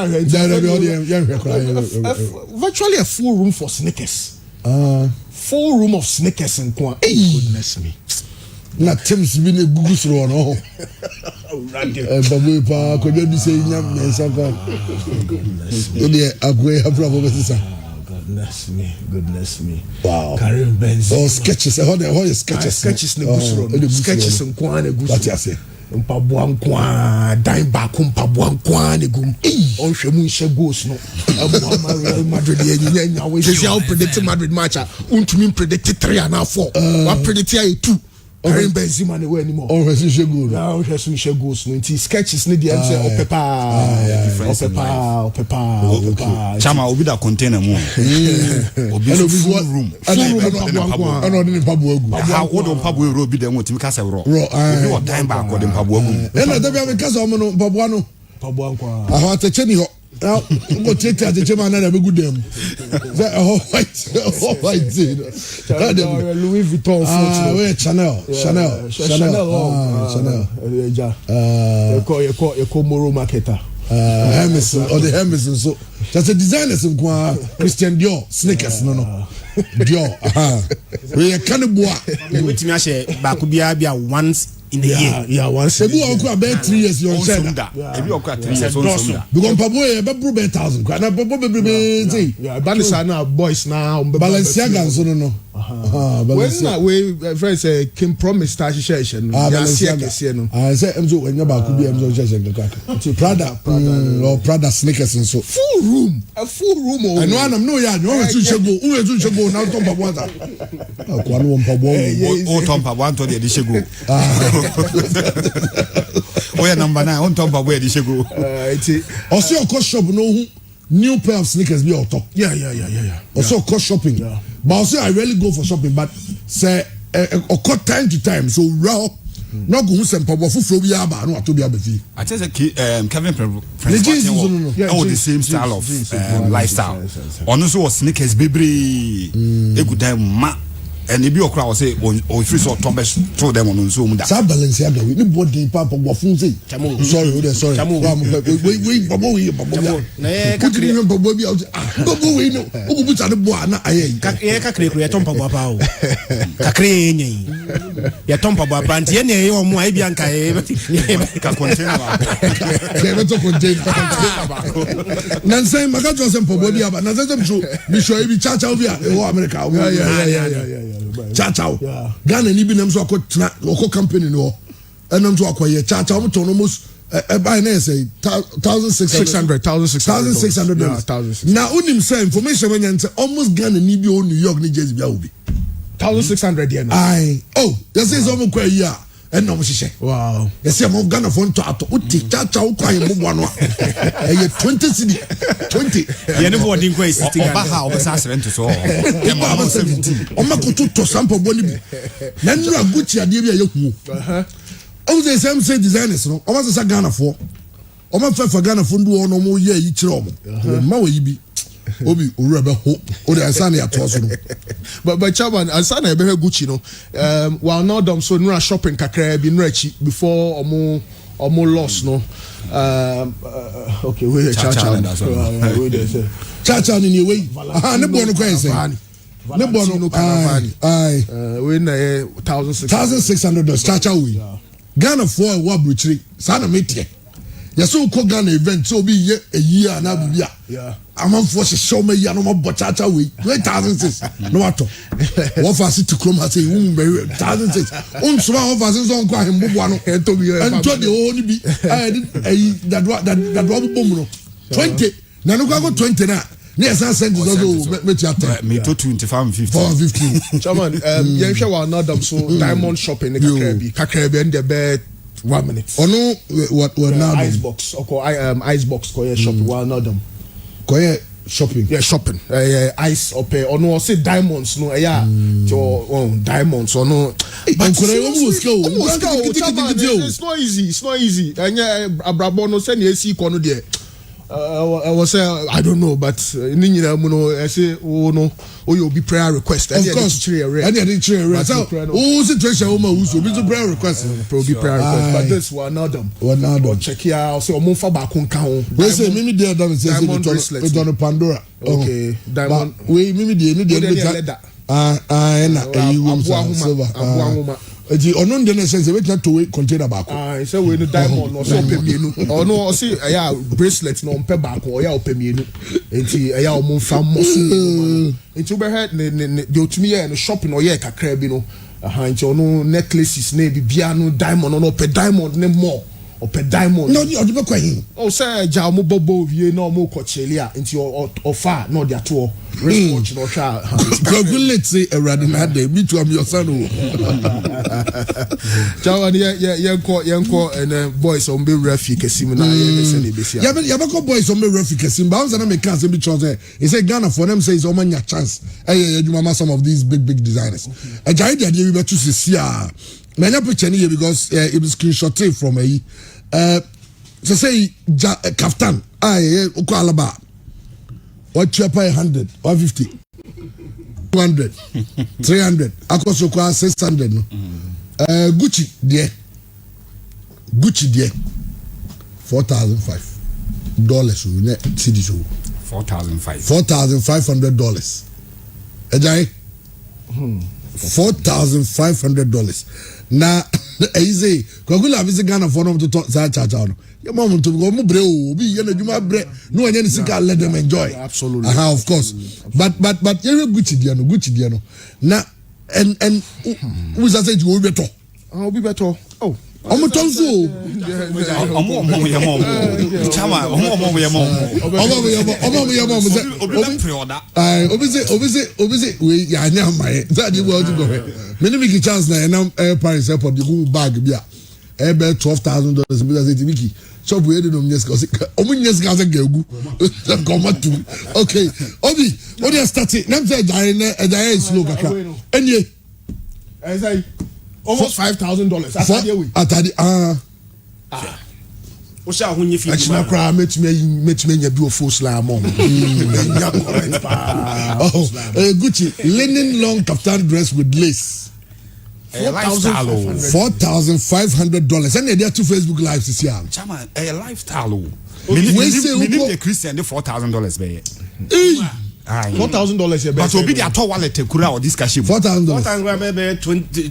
200 over 200 million yes almost $4,000 okay $4,500 cover $35,000 $35,000 when the nice plot that year pa the year atọ wallet after no this game I know this game India for mpabo bi traditional African way nice mpabo pa mi rush up bi na ma pan African way bi a me pay bi dia she mi rush up bi na pabo na boy 600 Ghana ni na me na nzo mienko Moro market 30 cedis ahomachi me no so ye ko chini ya ampa me nya bi 30 cedis obviously when money talks ideas can't wait I said this dress is 10 cedis at Moshizongo calculate okay Obi you come rent and so go na rent and go fikesiem no correct because the boys person with this car no correct it we show some tete ni nyina wia no mo so dia to show mo nioma it remember so azambako first game of the weekend Chelsea 3 Crystal Palace 1 yes Chelsea 3 Crystal Palace 1 Timo Werner to score who says Timo Werner to score no matwa be 3 times in a row but midweek who say midweek o share and no matwa and all the shares are going to me say repeat weekend way Timo Werner to score na my no over 2.5 goals okay it be there goals be bro 3 goals 4 goals in total into ya no and say Timo Werner to score the entire Mijina so say in 3 appearances in the Premier League when you 10 shots on target into neno e there kwan ni be bie ama brantie no Palace ankasa the entire me call for a 3-1 win for Chelsea and say out of 4 games in all competitions we win back up into was say almost and of course for Chelsea crowd here almost last 7 games and winning in terms of scoring in their last 7 games so much in 5 out of the last 7 almost goal so most likely said they'll get a 6th game in a roller almost to me a goal and of course Chelsea and Kasa so they're unbeaten so more ball of course dia against Palace crowd there last 5 no Chelsea to make sure last 5 games involving Chelsea and Palace nyano wins for team my friend Chelsea and Chelsea the entire more train say goal average per 90 minutes in the Premier League 3.6 goals on the average per 90 minutes in their last Premier League games so mabo 3 or so games so mabo in the 90 minutes 3.6 and 3.66 it had there Chelsea bet me repeat 3 goals na ya etumi ehye of course Chelsea in their last 3 league games so mabo nemu 2 share 3 goals and there's a likelihood say repetition ebetumi akoso okay so ne West Brom 3-3 they need to react in the sense lose to Jose Mourinho Spurs or Carabao Cup nimti openya friend of Lampard Beshan Mranti and said this is a game they need to redeem themselves. Palace lose 2-1 to Everton, very tough results now Roy Hodgson and Mranti ninyaye but I will say Chelsea careful kakra because Palace 4 ball on the counter Wilfred Zaha Jeffrey Schlupp Andre Jordan Ayew and your brand friend Andros Townsend unfortunately for Chelsea I'm not too sure say Hakim Ziyech any Christian policy between but senior Christian kind we could get Ben Chilwell and your branch friend Edward Mendy in the starting 11 for team my friend Chelsea. So that's good news for team my friend Chelsea. But all in all, I'm going for a 3-1 win for team my friend Chelsea. And that's who GD or Chelsea too much. Oh, they be more GD, especially GD or Chelsea too much. Chelsea didn't come there. Chelsea win 3-1. Okay, yeah, I do as Everton. So 3-3. Everton. I'm going to Crystal Palace. And I okay, Jordan you to score.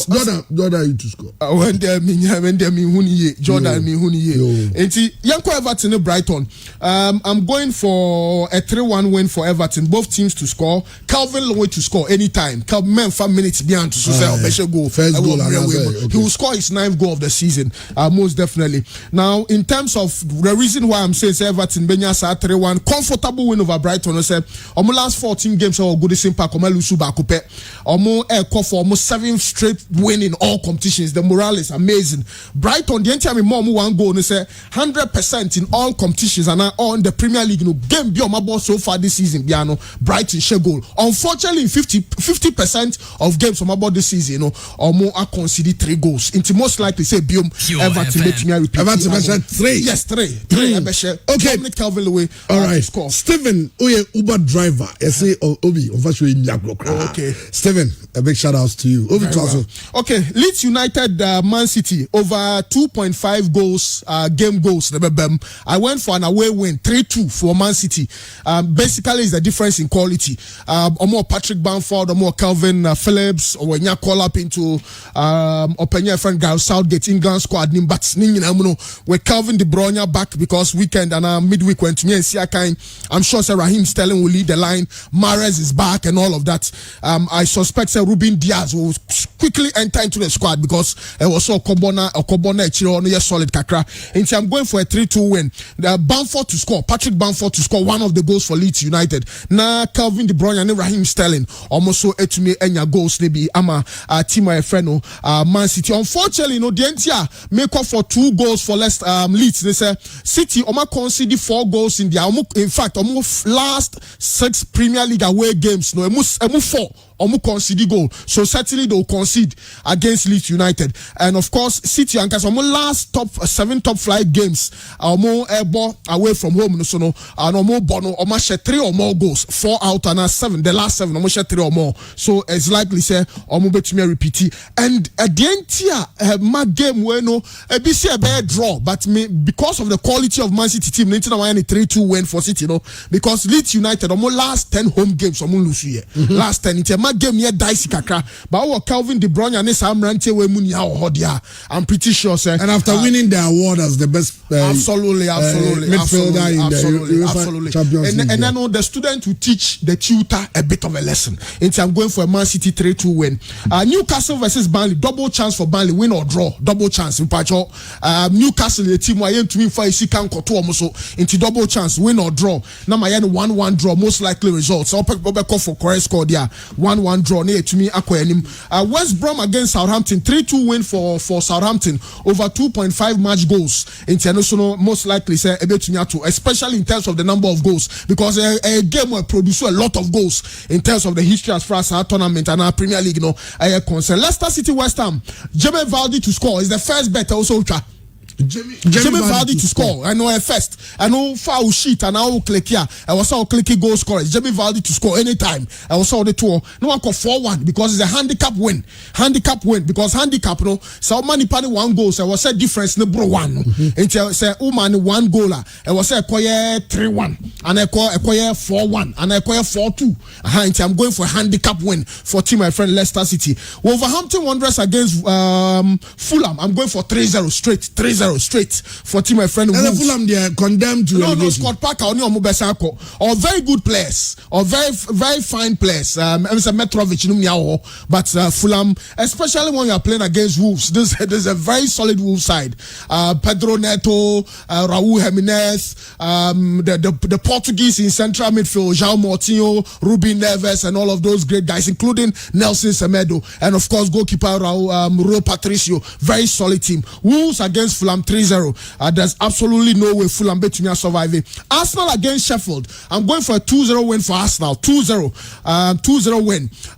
Of course, in terms of Sheffield United and Kasano, I'm saying Sheffield this season omunya share goal. And until that main person may run in terms of the number of goals on bet me call for 2-0 for Arsenal. Arsenal winning 8, I draw 2 of our last 10 Premier League games on my ball and the Emirates. So it's time for restoration. Restore pride, especially Omulusu sa 3-1 score line to Liverpool last weekend. So Arsenal to Sheffield United 0. United versus Spurs. Both teams to score. United 2-1 win.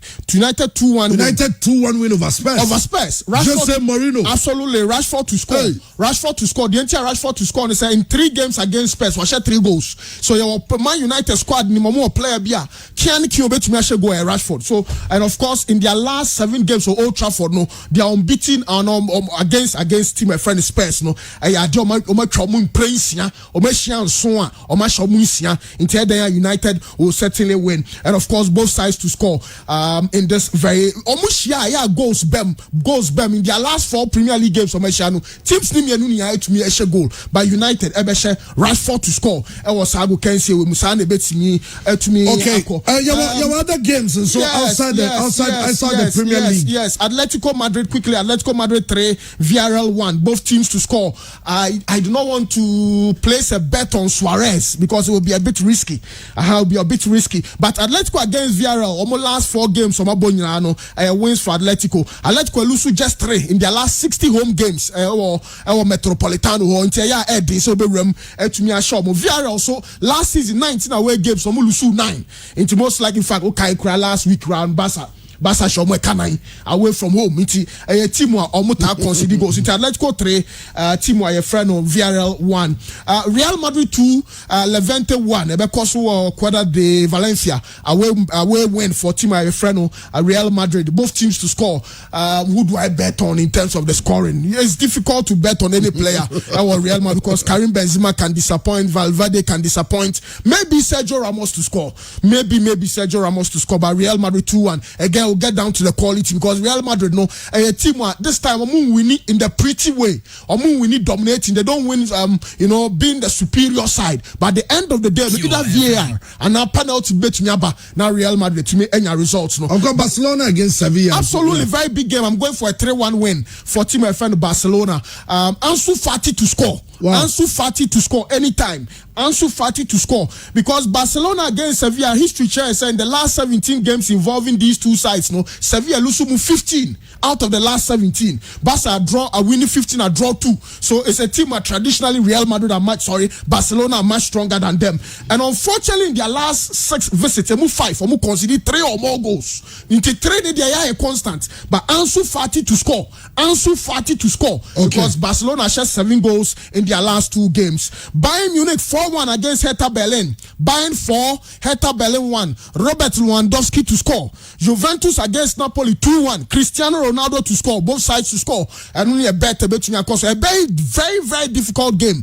Tough test for Timwa, your friend Juventus, and a very tough test for Andre Pirlo. It's a game I'll be monitoring with a lot of interest. Lazio Inter, amazing game. And on away, Inter 3, Lazio 2. Hey. Inter 3, Lazio 2. Okay. Lukaku to score. Okay. Because Inter no almost 9 goals in their last 2 games in the Italian Serie A. And of course for Timwa, your friend Lazio, in their last 14 games against Inter Milan, Omelusumu 7. And I'm said the Akanakwe draw few wins, I guess about 3 or so wins for team my friend Lazio. Into Inter Rome. Rome Akonya results 3-2. Wow. Romelu Lukaku to score. And when I was on the show. But there's also another very AC Milan they almost Spezia 2-0. I mean AC Milan. Ibra Kadabra. Say you can't tame this animal. Yes. I'm gonna say on coronavirus victim. Oh yes. But there's also another interesting game coming up. The French league. Yes. Lyon Marseille. That game now goals. Let's go for both teams to score.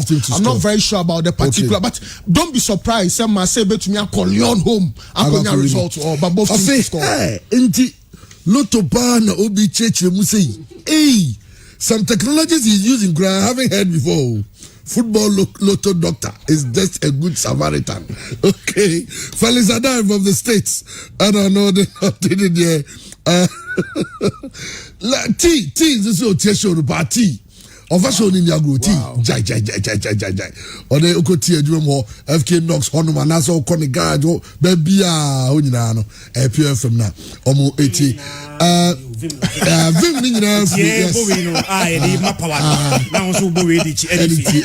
Yes, I don't go next level. Yeah. Well, Sir Scandi, remember, me sure so need Jamie. I can say Manchester to Tottenham 1, and yes, I did, but both teams to score there. But me, so what Tottenham.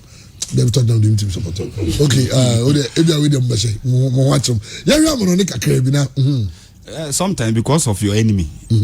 You choose a different friend. I say Tottenham de Namian Queenie. Tottenham de. And I also permanent you declare to Tottenham. Aye. Forgetting yourselves all your Arsenal. Aye, when I'm guys and Tottenham bad.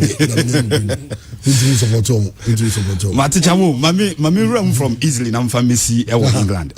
First one, the game because Sunday between Juve Napoli and Napoli. That is a big game. I won't miss that game. Yes, it is a bigger game. Unfortunately, we will be our tactics now per charges from the benches are. This is the first time I've had two games now. Two teams from either side. You may not have the most quality I was expecting from these two sides. Okay. In recent times, it should be one of the top liners, especially AC Milan, Ako off. Now AS Roma and Inter Milan, so Enshedam Puli Pano. Yehu Napoli raising their heads. But over her bench, so two former teammates, two combative midfielders when AC were winning their last Champions League in 2007. Don Carlo Ancelotti, adi obeye wo Italy no. Ni ehwe obi obetimi abefa adwuma asa replicate adi oye ni be in terms of midfield partnership. All man midfield is so strong. Now the defense is so stronger. Timer na Gattuso efa AC Milan adwuma no. Nim say bi ebe hu a little bit of glimpses of the Don Carlo Ancelotti ewo AC Milan ewo adwuma Yedema AC Milan coach Gattuso then. Gattuso there's some kind of confidence about AC Milan team no. But when to me and stamp authority when to my results are no more here. And we free one more Napoli emano the job. Of our Napoli side no. Chama Adebakwa are so clear and they say being a combative midfielder during his times, that aggressive type of midfielder no.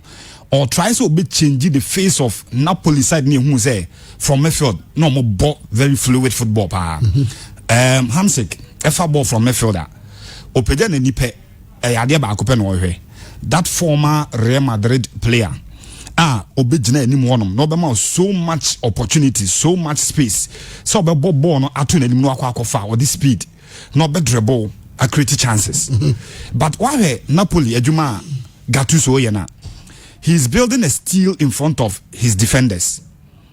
Until over Fabian Ruiz, do obey say or the technique and vision to pass, or to me identify the runs of the strikers, especially when Dries Mertens it took you off.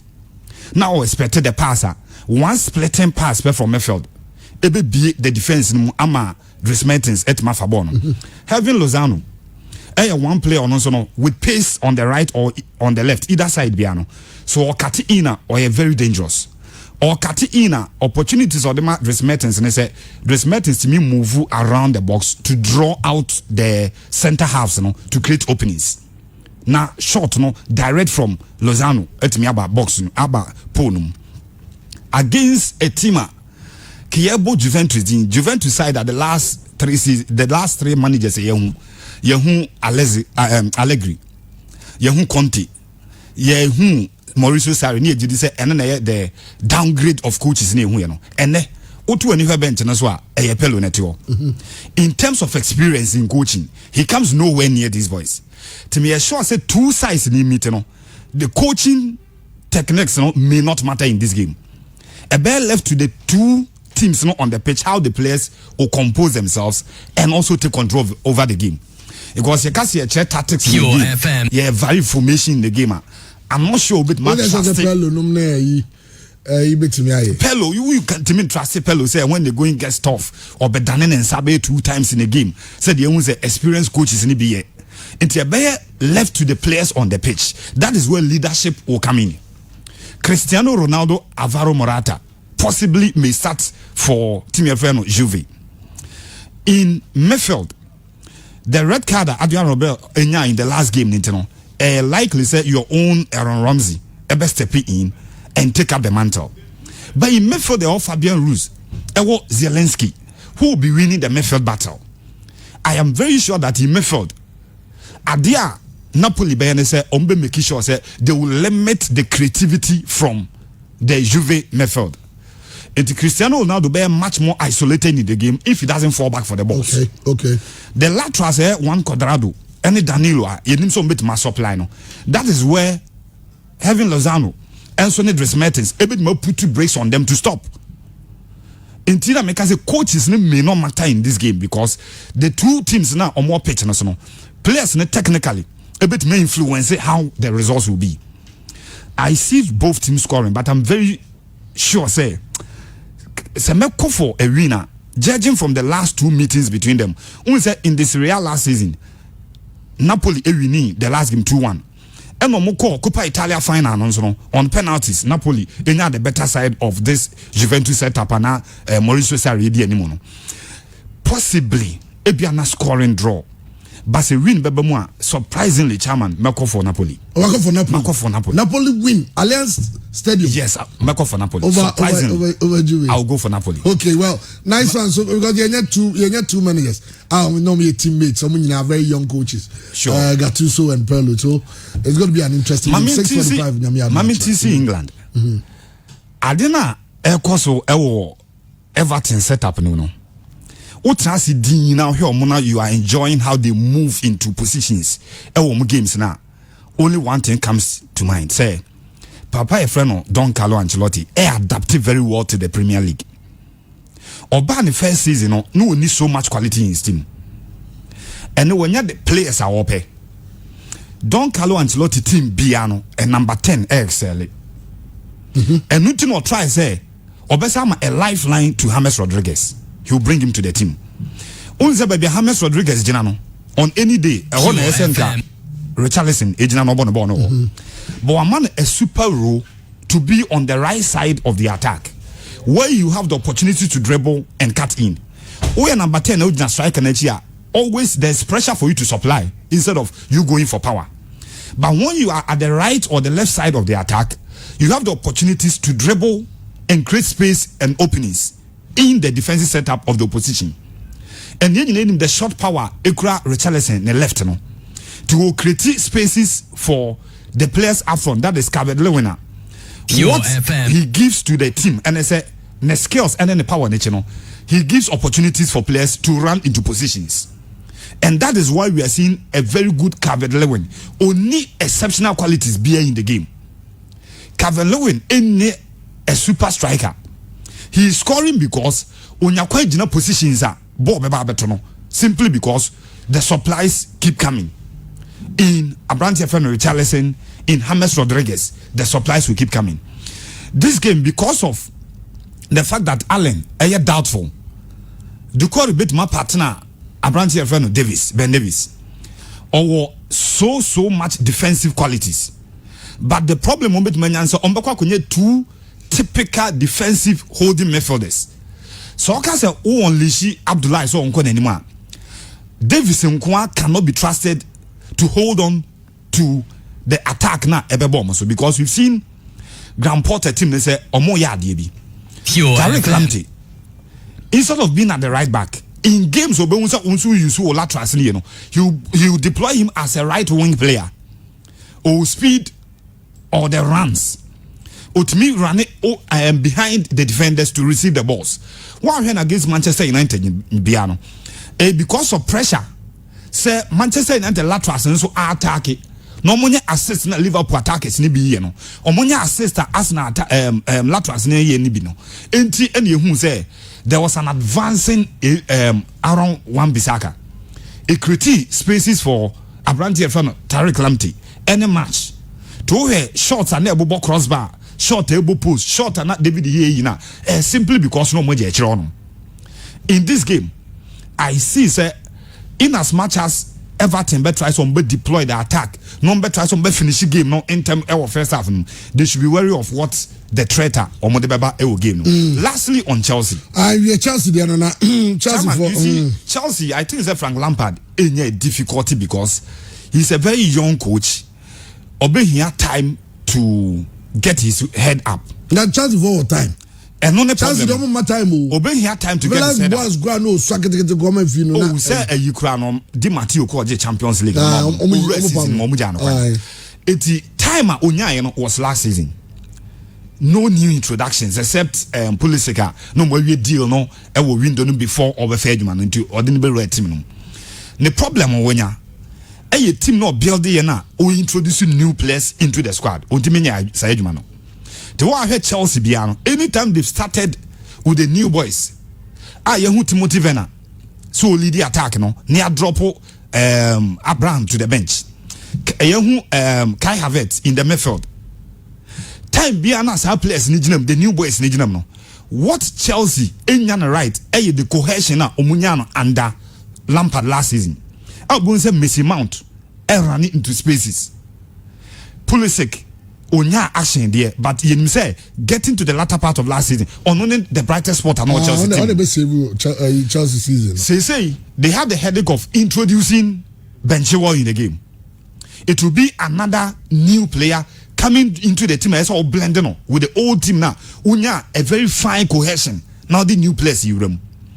Wow, here against West Bromwich Albion Biano. Chelsea got stronger when the likes of Hudson-Odoi mobile team near the core of last season team in the game. So Chelsea started playing very well in the second half.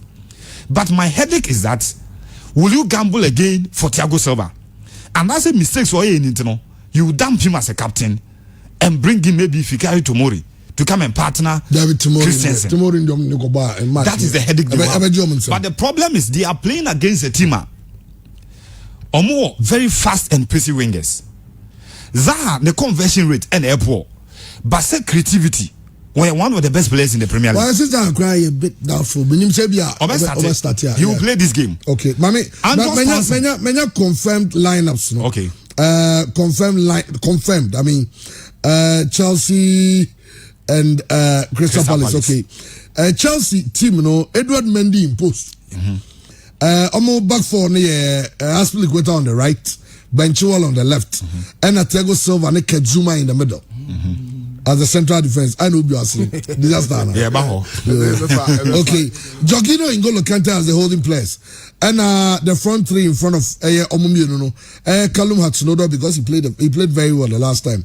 Kai Havertz and Timo Werner on the left, and Tammy Abraham lead the attack. And for the Chelsea team near 4-2-3-1, and Oko Crystal Palace, so Arsenal is also Oko 4-4-2. Tarek Mitchell, Sako, Kuyate, and Joe Ward, and Omo Honum, and Eze Abrenchi, McCarthy, yes. And a Townsend, and about Jordan Ayew and Wilfred Zaha up front. Sanity asked me to go to sorry, Ariza Balega is on the bench. Yes. The note. Now, if you look at the lineup very well, one statement no making. The statement will make Thiago Silva pace only any speed only will game. But who started Ben Chilwell? The assumption is that Ben Chilwell should supply some crosses and some attack. It will give them into Jorginho and N'Golo Kante so that they can give composure. Midfield not to give so much space. The boss Thiago Silva running as an speed. Chelsea 2 centre backs in NB. But the best quality Ubenya from Crystal Palace team the speeder Eze and Ebia to an extent understand able to me the amount game. So move into attacker. Chelsea will have to split up their defensive midfield to the 2 centre halves to partner them. Because they say defensively, Reece James very good.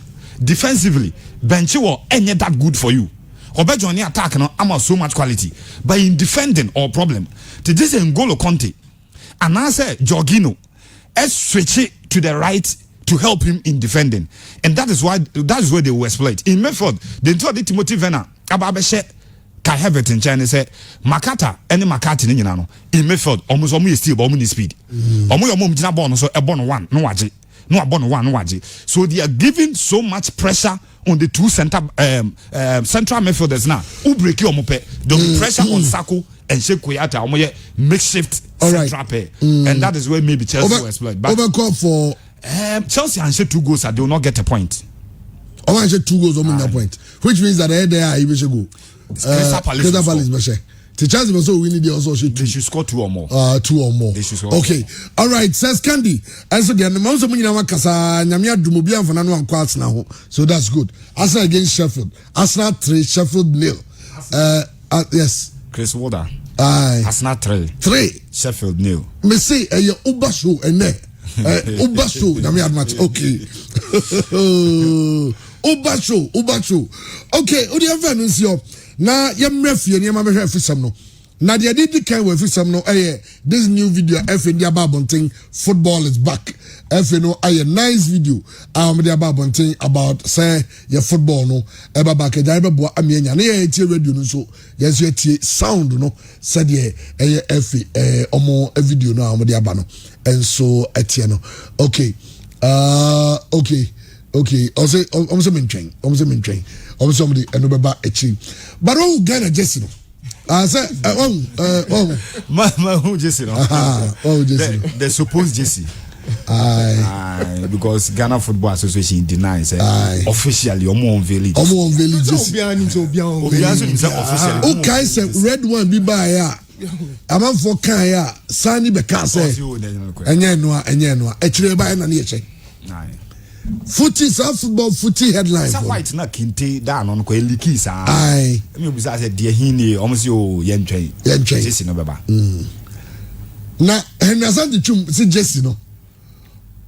O say headache. There are a lot of things that goes into the design of a jersey. The brewer based on their design for the whole world suit a certain purpose. The whole day brewer make input. Now they call tricky, tricky, they will inform you. What I know is that Puma is about to launch their new designs for 2021-22 football season for all their clubs and all countries that they sponsor. All over the world. Meaning they are all coming as as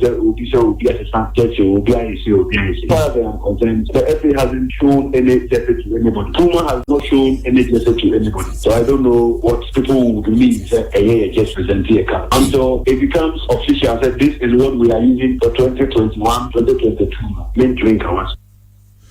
Well, I'll say as far as is concerned, the Ghana Football Association, Puma and Fa, Obiava, Onveli Bibias, Omo Jessinti, Obianti Kawasem. Now, and your template designs. Yenchemu your template designs. Say, for instance, Nike to me a jersey. Now my template design say, "Sa maybe a Nike omo here for all the national teams, but colors necessary." Your Puma template designs. I'm for Kaya Puma ya kwa have koni we jersey na any BDS but difference among designs necessary. But in the same way, your countries were, for instance, over Cameroon Puma na shoma. Nay different. No my lion na ibi ato animu ene sudden amanfo bi say yeah the end just yet ho nya the ensa hye dem rifam ya twam go bibia aba na yaje yes Puma for who come to Puma for na e mai I know correct some Puma Korea no ye Italy for there but Italy there no Georgia man the design na Puma akwa print aba eti amanfo bi say ya betra ho be ye sa na tie ene Puma fa hwemre ene yi ene sad na Jesse ni say ebisi efe ebisi nyefe ebisi akwese man use zebra no na say zebra ni aketwa ya tricky ne kakra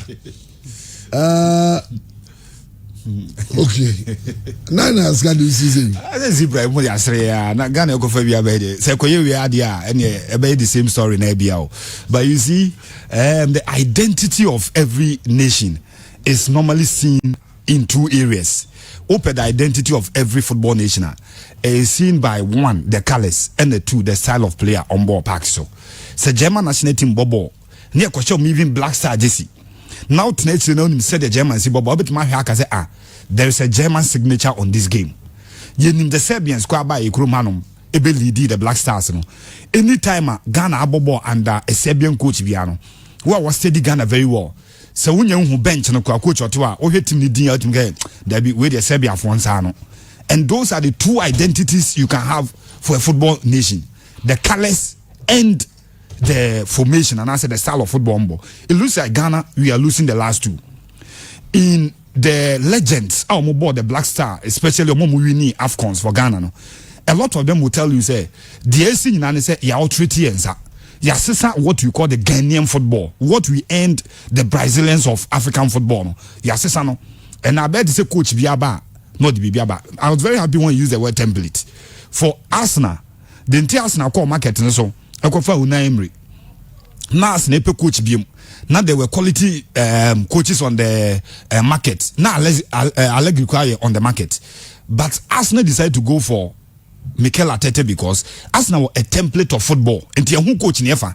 Yemfa coach be medru you know say me style of football and person mboni. And that is what we are lacking as Ghanaians. And see the system we want to play. Ni ahwe ho afa ho coach. Barcelona will not just pick any coach. Ombefa coach the philosophy in tune with the style of football Barcelona person obo. Entina Roland Koeman as a fan terms are no. He is a possessive type of coaches. Ni team ekura ball. The team create chances, the team issue goals. Into Obefa, you know, because the philosophy and the mentality of the coach and the club, we've seen a very good team, and Christian Esa Honsamrani Bibreya, Ansu Fati Adane, the next kinner on Okotoni JC, simply because there's a renewed hope. Into Black Star, two things, and identifying the colors. Now, no quite many penny bidding como. Chairman Masma Kachem, or say, football and some football. A day see what. Zambia wini the AFCON in 2012 Gabon and some afona no mo ben baby plane crash no course no omu na sore ba na Ghana omo mbo bi omu wi na omu sore no be football no mu jesia omu se Black Star bobo ana ye ready ye hihye yin so twem baby no ohwebo a obi say Black Star na ebo ntimenye bibi mu a that is just on the low side but I feel that with the Jesus no say the kente eda no na forgotten the name omka say Ghanaian bi na designing ye e London and sana Puma adapt normal printed jerseys na dia mai but I think we should go for something that is more Ghanaian bibi identifying eme hunu this colors na beba na de me nkwa de me omo mo je bibi di do Breman sa omo designing na ye choose the designs omo designer mayana there be some design no ma ye no me de aba ntie bia wo input bia no wa ye say bia we Mr. Moses ha okay say maybe me kai Arsenal na na was it Pima na Pima for you just by Arsenal fans rejected yes omo de beto e na Arsenal fans na say just nipa na omo na ya mom omo na beto eti omo kasati na Pima had to change nyoma bi wo nti mi na wo ya de na mami I think Ghana has creative designers in Ghana has nyasem ketwa China for parity design go to secondary schools and ask for visual art teachers so munye design Africa the countries been say Ghana say Puma I think Cameroon say Puma okay Cameroon say Puma okay Senegal says almost free Senegal free Puma oh okay Puma okay it me my main concern is say what yeah now design the adinama let us make it a contest creative artists in this country are betimi have proper design and very reflecting the Ghanaian image the Ghanaian identity obi anye design from we make it a contest the winner takes like say 5,000 Ghana cedis where we design a befano Yaman 5,000 Ghana cedis and let's see the design amount for be design Yaman several creative designers in this country let's make it a contest in fact Ghana at 50 logo na it was a contest and then so be obey designer you better choose it brother Obi point of question Senegal Puma still yes Puma still someone to kai Ghana at 50 sa logo na they representing Ghana at 50 I said Ghana for the say na contest it may a contest say all the creative designers in this country in designing BB why be pick you no they will give you an award na ya adapt no into Ghana PJC you be say design for Ajesia let's go back to these same creative artists again let's make use of our own people we have the talent and the men who can do it let's consult these creative artists no money design ebenya be 100 of design let's pick one never Puma for say this is what we want design it for us okay but the other just is a good platform my excitement and say Henry Ajia tum say we know Puma for na dey buy for approval or something I'm saying me sure say FA4 no G2 say omubetie public reaction was basically let's leak it and let's see what Ghanaians will say about this whole story. Let's say the white jersey is a Dinkra TMO design. My name is Dinkra symbols. The grass symbols. I'm saying French jersey, that is it. But this is Monsieur say Puma for. Where Switzerland for jersey. Switzerland for Puma na design mom. This is Switzerland jersey. Member say Amana Ebia Italy there. Where Egypt for jersey for 2021. The same Puma no. Sure. Egypt for home jersey, home away jersey no so. This is their away jersey. Menim say the normal Egypt jersey ayenim. Yanko Senegal. Where Ivory Coast? Okay. Ivory Coast. Home jersey ni. The normal orange ni ya. Use green dead no. Now this is their away jersey. Who's on my way jersey the craft now Senegal. And so we live on Facebook. Yeah, didn't ego. Senegal jersey ni. Home jersey and normally green almost and on my way jersey so this color, this white. Now Ghana. I don't know for Chairman, in 1984, Abu Karim, Abdul Razak Miapenyi, or a big fan of the show, Otie Free Spain, was sending me 1984. The golden coach. Okay. Jesse Omushe AFCON 84. No, this was Puma. Yeah. Into Puma for himself. They can tell them to even work around this. Absolutely. I mean, nice. where it's social live on Facebook. This Jesse is simply amazing. This is Ghana playing. No Puma for Ghana for Abuegu. They should go back, revert. If I'm quite sure to 84, the year my 1984 no, they should have a better design and we crowd yes same design we crowd now sisan no yani kente kakra bia it will be perfect. The reaction of Ghanaians clear and me sure say Henry Asante Chum Nankasa Ejitum say I mean how much they buy any day. The reaction has been bad. Wait, this is 80. Where is it? 84 crowd. Yeah. Look at this. Yes. Beautiful jersey. Yeah. You can work around this. Yeah. See, Christian points a little bit. Chairman, Opa Nkoke University, School of Arts. Yenyan to say a project work. The students should design a jersey for Ghana. Now they have creative skills are a free students. Anonym. The channel say ubenya different ideas. Very good. Over 1,000. Ubet combine by 3 crore. Unya over 1,000. Also okay, this year we are going for it because just in a few years for we use this. Next year we use side design way. Next year we use way. You make it a contest. We have submitted there, but the other use maybe a reward. No. Sure. For the creative. Ghanaians are creative naturally. Yeah. Say obit measure the designs are a web cobwebs. Spider no I design on one in kente. Sa kente to market so chairman obie di achiri. Sa design said in class symbol bebre adea nipa ne picture no keke o. E bi ko leaf be partner da so. Ohun and the creative skills no is activated. No was starting no draw.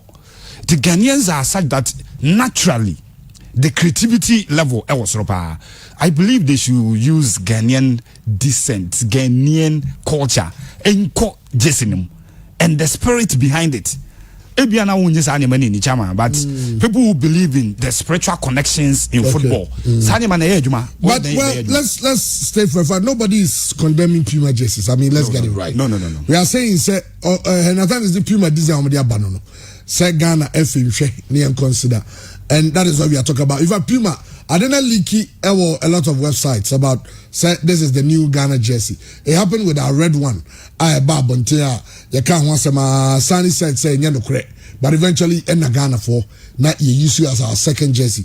And we only white jersey Eddie can buy Ghana for can want some and yellow and black as our second jersey. And you ever said that to Facebook Live. I mean not you know team here be. Eventually I'm saying network in here drink a Ghana. Now intimate dealing with network issues. No? But you're free just in sense. I mean, you're banning support so. But anyway, within the week, Nyoma Akoso, Yahoo said, Nyoma P Naba with regards to Justice Blay near Santiago Go.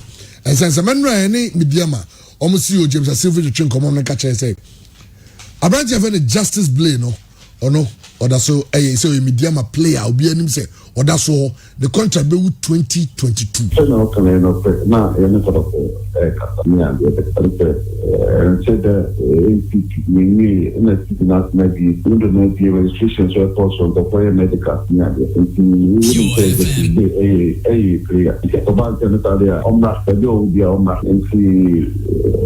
baby no medical I am going to COVID here tax to I need just better tax training individual the way they are but you know at the game idea. Me to say boy and realistic and out of order. And but almost way budget me I don't know almost budget fine football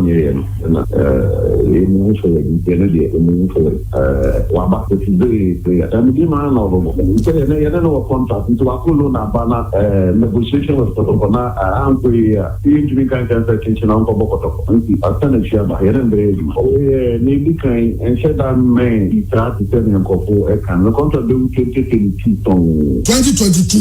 I'm catch up. That month and I'm in country. If you never pocket test for 6 months, I got 7 months.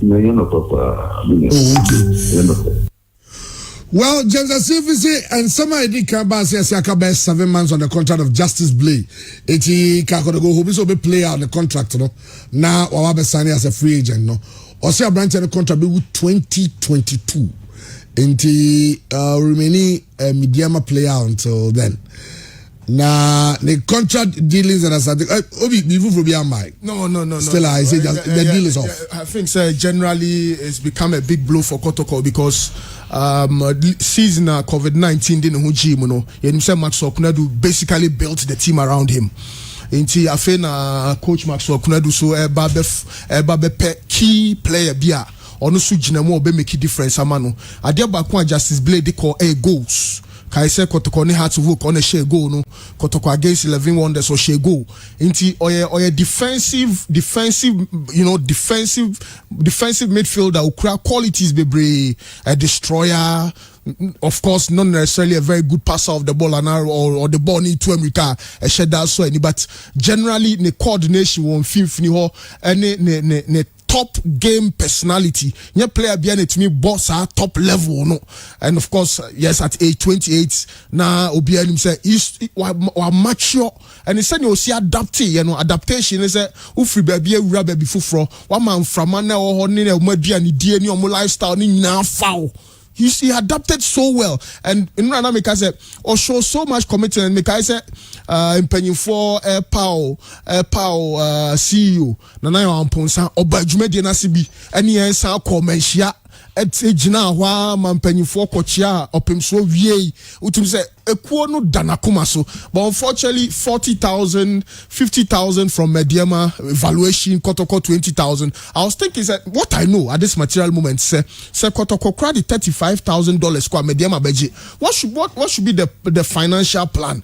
Maybe after every what time on the payment plan? Absolutely. Maybe I will pay 60%. Absolutely. The rest you best spread I don't know the entire max so could feel say $50,000 no valuation of this boy. No, maybe but he's building a new team without Justice, so we'll grant him the benefit of the doubt. But okay with Blade, and okay, but we okay with Baby Jet Baba. Baby Jet, the Baby Jet accept. And I say a man for him, you. Say me as a make a Canadian. Me nyaka na Samoa Jan and Yadi obet me abo. It's a Kotoko 400 and 250. No mufanya dako jachi. No mufanya that can to Blade. Hey. If you have 400,000, I go down to project. I'm sure that as a man, your crack. I say near 250,000. Yeah, 250,000. It means that if you have 250,000, you should be able to do that. Yeah. Now, Abeka say 150. Yeah. From 50 to Justice Blade. I am sure that even if you bargain to 30,000, medium amount. Oh yes, 35. Now what on? And I mean, people are wondering, say, it's fine. Coach, no opinion win ya. But the coach understands. Coach let him say they need Blade. Yeah. But for him, it's not his call to make say the scattered also. If the same coach is okay with Korogo paying over $100,000, maybe he's not okay. Maybe on there will be a reaction to Samoa Jan. Sometimes if you want to go someone looking like I say, oh, we have a drink a team no comfort. But oh, Justice Blade, the two pictures I got to a Twitter handle. Okay. You are me to Facebook no be to me. Bako she be dem just bako she asante ko just. Wow. Still no Kotoko. And yeah, back I say wama arrow back revert to back and back also forward, back up, back down. Why only you okay, it is a no, he's in a lot. Only baby or kwana. Exactly. You have to. My only worry is of course the last time I coach Boadu Dubai or Kase Blaze and Babium dia he has to compete for his place. But he himself Blade here or of course or your first team member who drop Blade. Unfortunately, in terms of the value, Kumasi Asante Kotoko can Blade. The status as a footballer, enormous. And I thought, maybe Kotoko will break the bank, whichever way, find a possible financial solution to our situation. We now be branch manaba. Kotoko will really miss him. Will really miss him. Kayake aim to me replace Blay. No credit down. No. Kayake will need time to adapt. Or a player, well. Time will tell, basically. Time will tell. But he's a good player. Why not? Obi a friend in yesterday. It would have been good to have him and Blake. Absolutely. Obi a friend in yesterday. Untuminga saw a bad player, but it's a big loss. Big loss. Scandi. Yes, to Justice Blake. Yenina the quality of the back of the team. This will free more where such quality at the core. Apart from me on one personal performance. Or may the best out of the other partners in Mayfield. Mudasiru, one of the players but I think we saw so much of Mudasiru when he started playing alongside Abrante friend Justice Blake, or the confidence to move because nipa ojina nechino. Say in the past na Mudasiru ebebo kotoko set up na nkobebo with Omar Bashiru. He's so soft to protect you when you are moving forward. Till with Justice Blake, among two things. Apart from on one individual quality about to bear, among the best out of the other players. Or the box to box type, maybe. And to Bonse Kodoko, and the attacker. Almost the last but one player, Naibeka Bono, and Naibesan once and a defender, Alpha Bono, Justice Blake. When Kodoko is attacking, you will see him in the box or at the edge of the box. Into all the energy to move and recover at the same time. What Native and Abila de Bemau? I will bet many people Justice blame the defensive qualities of the Bemau. But that swift change in position, I will be Diabano. And Abila will not give you that. Obe defended very well the amount. But to move forward and come back quickly, Justice Blake and the bunch better. The price tag no Chamu de Ameko Amet and say Kotoko Bejina 20,000 and Mediama are ready to even accept 30,000. 30,000. But you ask yourselves and say, baby, what would have been the key decision? This is the pointer. Sector we a football director. He will sit down and assess whether the valuation of Mediama something that is so important for Kotoko to accept. And can you coach Nebeka say, coach will be here player yes or no? I will need him. Leave the discussions in terms of finance with the football director and now say maybe at this time the commercial manager of Kumasi Santekoloko no deal with. The only thing that is why I'm sure Kotoko is looking at the cost. Sure. But over on the other side, Nia Otis Kotoko wants to sign Asamoah. Because if you look at Blake and look at Asamoah, you know that Blake has a lot of energy. Then check Blake or the two trader no. Okay. Justice Nkuku Blake. At Justice Blake, okay, underscore. And throwback Thursday.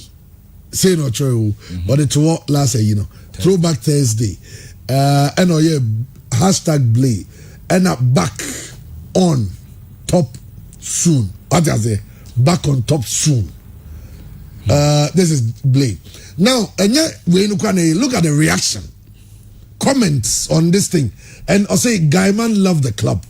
Where's to say, how are you doing, champion? I hope you are going to join my dear club Asante Kotoko. Where's to say, Nanascope, I'll say, we love you, Blake. No matter what, your blood will be red.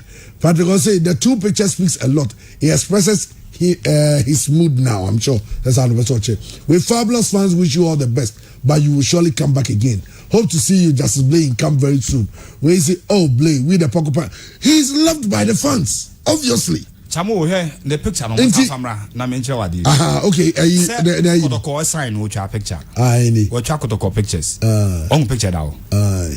When he conquered House of Folk. Yes. And only at the opposite will use. Goal no. Very good. I across the yes. Sir, the head and I was Look at the reaction on his face. He's speaking to the Kotoko management. I don't know, but Kotoko management, this the deal. You can do something about this. For me. I mean, just watch the arrows. Anybody a pictures in there. The first arrow. Well, that's just who reading meanings. I have to read meanings into it. The first arrow is pointing to Mediama. The second arrow now back and forth as we name baby Aoko. The third arrow is on top. The fourth arrow is pointing to baby Opesobo. Asante Kotoko picture no. Pointing to Oh, of course, clearly. A branch channel the M say on hiding that. But Chamo. Or on hiding the feeling for Kotoko. In all these things, except by we for the player himself. Back and forth no help the player. He will need his peace of mind to play his football. Justice Blay has no time. He has no time. Time no day. You are talking about a player 28, 29 years. Time no day. Ghanaian player what did 28 years, 29 years. The Tamu only time. Let the player have his peace and play. Mediama Kotoko Esuncha. Because the player will always be in a state of dilemma. As a meko, as a meba, as early as possible. In the interest of the player, Justice Blay. This thing must end. No player rankasa no focus ana me bo no money football. Atamaja and value $500,000. Objective the value and some of them say just yaba parties so proper marketing, proper branding, proper promotion. Not a one Asamaja, not Asante supporters say that's a replica crowd only replica. The impact of Asamaja in command in other fans. That's it. Also, over here again, that say what demand is too much. That is so. That man is 10 times valuable for the Africa. So rather, what's the best way to get him? There are so many avenues you can get him to make him, to also make him to raise revenue for the club. We look at his image and the brand. Well, I know I am Sami Animadon so attitude Samajan or say when evaluation 500,000 crowd because when no more on board near here other most of us can be far. Yes. As I went down there but you can see my back as a mama quick could go to 200,000 Ghana cedis and which will mean that if you are paying 30,000 for Justice Blay it's around the same region. Sure. And yes, something Justice Blay quad me sure said the fancy church or ne post yasi senye the timings any time I won't see here can let Kotoko fans now because of more match or stadium more be henom their tono and another perspective more fan boy namra you want to play a game to go and Kotoko for now because Kotoko fans if you think say the amount is too much I am sure that the Kotoko management will communicate here to the fans they will contribute and buy the player for the club but the Etienne said on the other side we are hearing Jan what's important if the fans are hearing Jan say 400,000, 200,000, and they know that they're going to project in that sub predator. I think this it has to be done. Normally, that amount of money can do something. You see, Chairman, with Jan outside football, he's a complete package for Kumasi Asante Kotoko. If only the management can harness Asamoah. May I sure say Asamoah in his dealings as a footballer, in his dealings as a personal Asamoah outside football. Me sure say contact when you're in the corporate world. Sa Samojan, ebet ma boku Kumasi Asante Kotoko. Amo ma finance ne club career with Kotoko. I think it is a good deal. What I mean is, ebia with Samojan's inclusion in Kotoko. Company ABC say Asamoah Nkwenti, we want to join Kotoko as partners. Say sa partners no AC come never Kotoko. Ebet ma sort out Kotoko having Asamoah in their team. I think it is a big deal. The other thing, and they say, me, Maka on so many occasions, say, Chamu, Sasamoah is ready to play Ghana Liga. It must not be only the concern of Kumasi Asante Kotoko. The GFA should be interested. It is a big brand for Ghana football. Nansenya Messi see offer La Liga, no. La Liga for the Manu Tumbi. Even Florentino Perez of Real Madrid was concerned because on Pesabo and Nebeko. In the last 3 years, the bigger brands are now La Liga. Neymar left. Ronaldo left the following year. The following year, Messi go. What again? And they be attracted corporate into the La Liga. Into say Asamoah era Premier League, Ghana Premier League ma. And ya Kotoko nkwa ne benefit. With this Kotoko setup umpo, and na Kotoko techimaya. Who now na so 50 cedis, 20 cedis. with Asamoah Gyan or Kotoko team no Kobichim or Kotoko team na Kotoko Eduana. You can imagine the hype and the commercial value other teams ever benefited from Kumasi Asante Kotoko bringing in Asamoah Gyan into a huge package for Kumasi Asante Kotoko if only they can manage it. Of course, we've seen teams are on their top level. NASA transfer square a breaking team no. In Manchester United, when Manchester United brought in Alexis Sanchez from your own team Arsenal, we nearly had problems at the dressing room because Pogba felt he deserves more than what Alexis Sanchez should take. That's why they are some with that capital. Now want to be managing the dressing room when players will feel say Sebi Asamoah be onko ebia techima match be onko bi. Ya select matches man said you know obi u kan say ebia techima you na bo more home games. Sure. Ebia baby pitches na ye be against Wafabi. I live so hoye no obeko. Ebia oko brekum ye man nko. Na umbe say na when go brekum no na ye blessing they are not about all the your professionalism levels no from it's not good. Sebi on be say but no that is the situation and you also bomb here. Those things will come. Ronaldo more match bia. Match bia na Ronaldo. There can obunyan say but yeah players we are living in a system of players that professional. Level no ejobi o ye sure say Asamoah Gyan na Ghana ko aba kai mbe ba say that any malam ya ba ya say almost say pay their contract after every game they should be given an energy drink. And it's sad.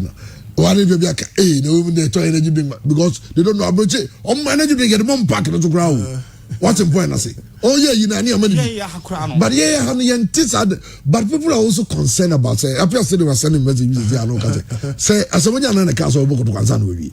It's a very required. You can say, go is castle. Also, you got to go agreement. Be say, be me imagine I'm the bebo. Obe fine, be enka monthly allowances be. Now, you when they say, say. Me, image rights. Managing me image rights be bar. Me be 60%, because I'm 40. So mom also go pay be bar. Mom for 60. Now me 40. No mu so anu mom ebia ekwan bi so to sell. Dance go go crew scadia man go scan on the man de nyamye no kure ni. Enye. So go comment just scan there I'm forgetting about this deal. No, because they say him say Holland are communicating to Asante Kotoko. Said the deal is off. They can't pay how much Kotoko wants them to pay. Sure. They are pulling out of the deal. The last time I said something about say because apparently Manchester City Holland, I'm from South Africa. They are saying that Omam some sponsor Orlando Pirates as the Kaizer Chiefs and no cry they are reconsidering because Omam will say insurance packages how direct it comes now. What you say? To pay that huge. So now Holland is off. It just got to sponsor about a system name. Holland is likely to help Ashgold because Ashgold seek no more bono. Holland won't send a charge of the charge good. They can do it for them. What you say? In Jesus, Santiago we need sponsors. So if you have 400,000, if you have it, and that's all more hands up down by the agenda. They should go that deal. Yeah, the financial engineering associated with this deal, they may sure say later on management with my but in I'm making me position clear on also Boana you go which the live van. I never want for before there.